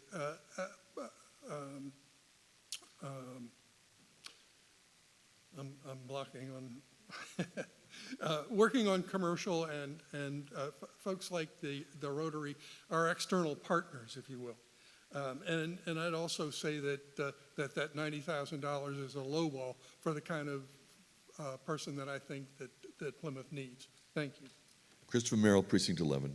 Thank you, Mr. Moderator. My question is, why wouldn't the town look at reinstating the special assistant to the town manager position whereas before they had that focus in communications and other multifaceted skill sets that they brought to that department. So that, Canty, Vice Chair. thank you, Mr. Moderator. So that position was insufficient to meet the needs that we have for this position because there's just so much to communicate. And we're 105 square miles, 377 miles of roads. We've got all these elementary schools, middle schools, high schools that are having issues we need to communicate about. We need to talk about what's happening with the police and fire departments. We've got incidents that are coming up, projects going up throughout the community that people are constantly having questions on. Follow up from different meetings. There's over 43 different boards and committees that have various meetings on various topics, some of which impact residents in ways that they want to find out information about. And it's too much. All of that information is too much for that former position to disseminate effectively to residents. And even when that position was filled, that information vacuum existed. So we're trying to close that and actually provide proactive information to people to get out ahead of that so they know what's going on and can keep informed and form their own opinions. And that it could include organizing resistance to what the town wants to do. That's fine. We're not trying to hide anything. In fact, it's the exact opposite. We're trying to be proactive in disseminating that information. And it'll also be a point person, as I said earlier, for people to reach out to when they want more information, whether they're a member of the public, a resident, a member of a board or committee, or whether they're a member of the media, to get that information out. So it would streamline the operations significantly. It would free up a lot of the time that department division heads, the town manager, the assistant town manager are answering these inquiries, because this point person would take the lead on that, and we would be training our departments and division heads to be proactive in getting that information to them as just part of their regular duties to take the remainder of that back and forth response off their plate. So that would substantially increase operations throughout the entire community, as well as information distribution. So that's why it's a priority for the select board. Christopher Merrill. Just a follow-up, please. Go ahead. So who would this person be reporting to? The town manager, or will it be independent reporting to the select board? They'd be reporting to the town manager, Thank you. who reports to the select board. Thank you. Dale Weber, Precinct 3. Thank you, Mr. Moderator. Dale Weber, Precinct 3. I have concerns with this, and I do think it's very much of a want and not so much of a need. I think it adds a big burden to the payroll, but I also think that it would lend itself towards very much the reporting and the hiring authority and that person's opinion. I'm wondering that, or I'm getting the impression that this is something that is responding to some of the social media comments. Even though I'm not a Facebook person, I have a lot of snapshots that I receive on my phone of things people think I should see. And there's a lot of dialogue that goes back and forth with opinions. So even if we pay a media person from the town $100,000 to put out the opinion of the town manager, there are other opinions out there as well. And I don't think that that would have solved the issue that it appears that the town is trying to avoid.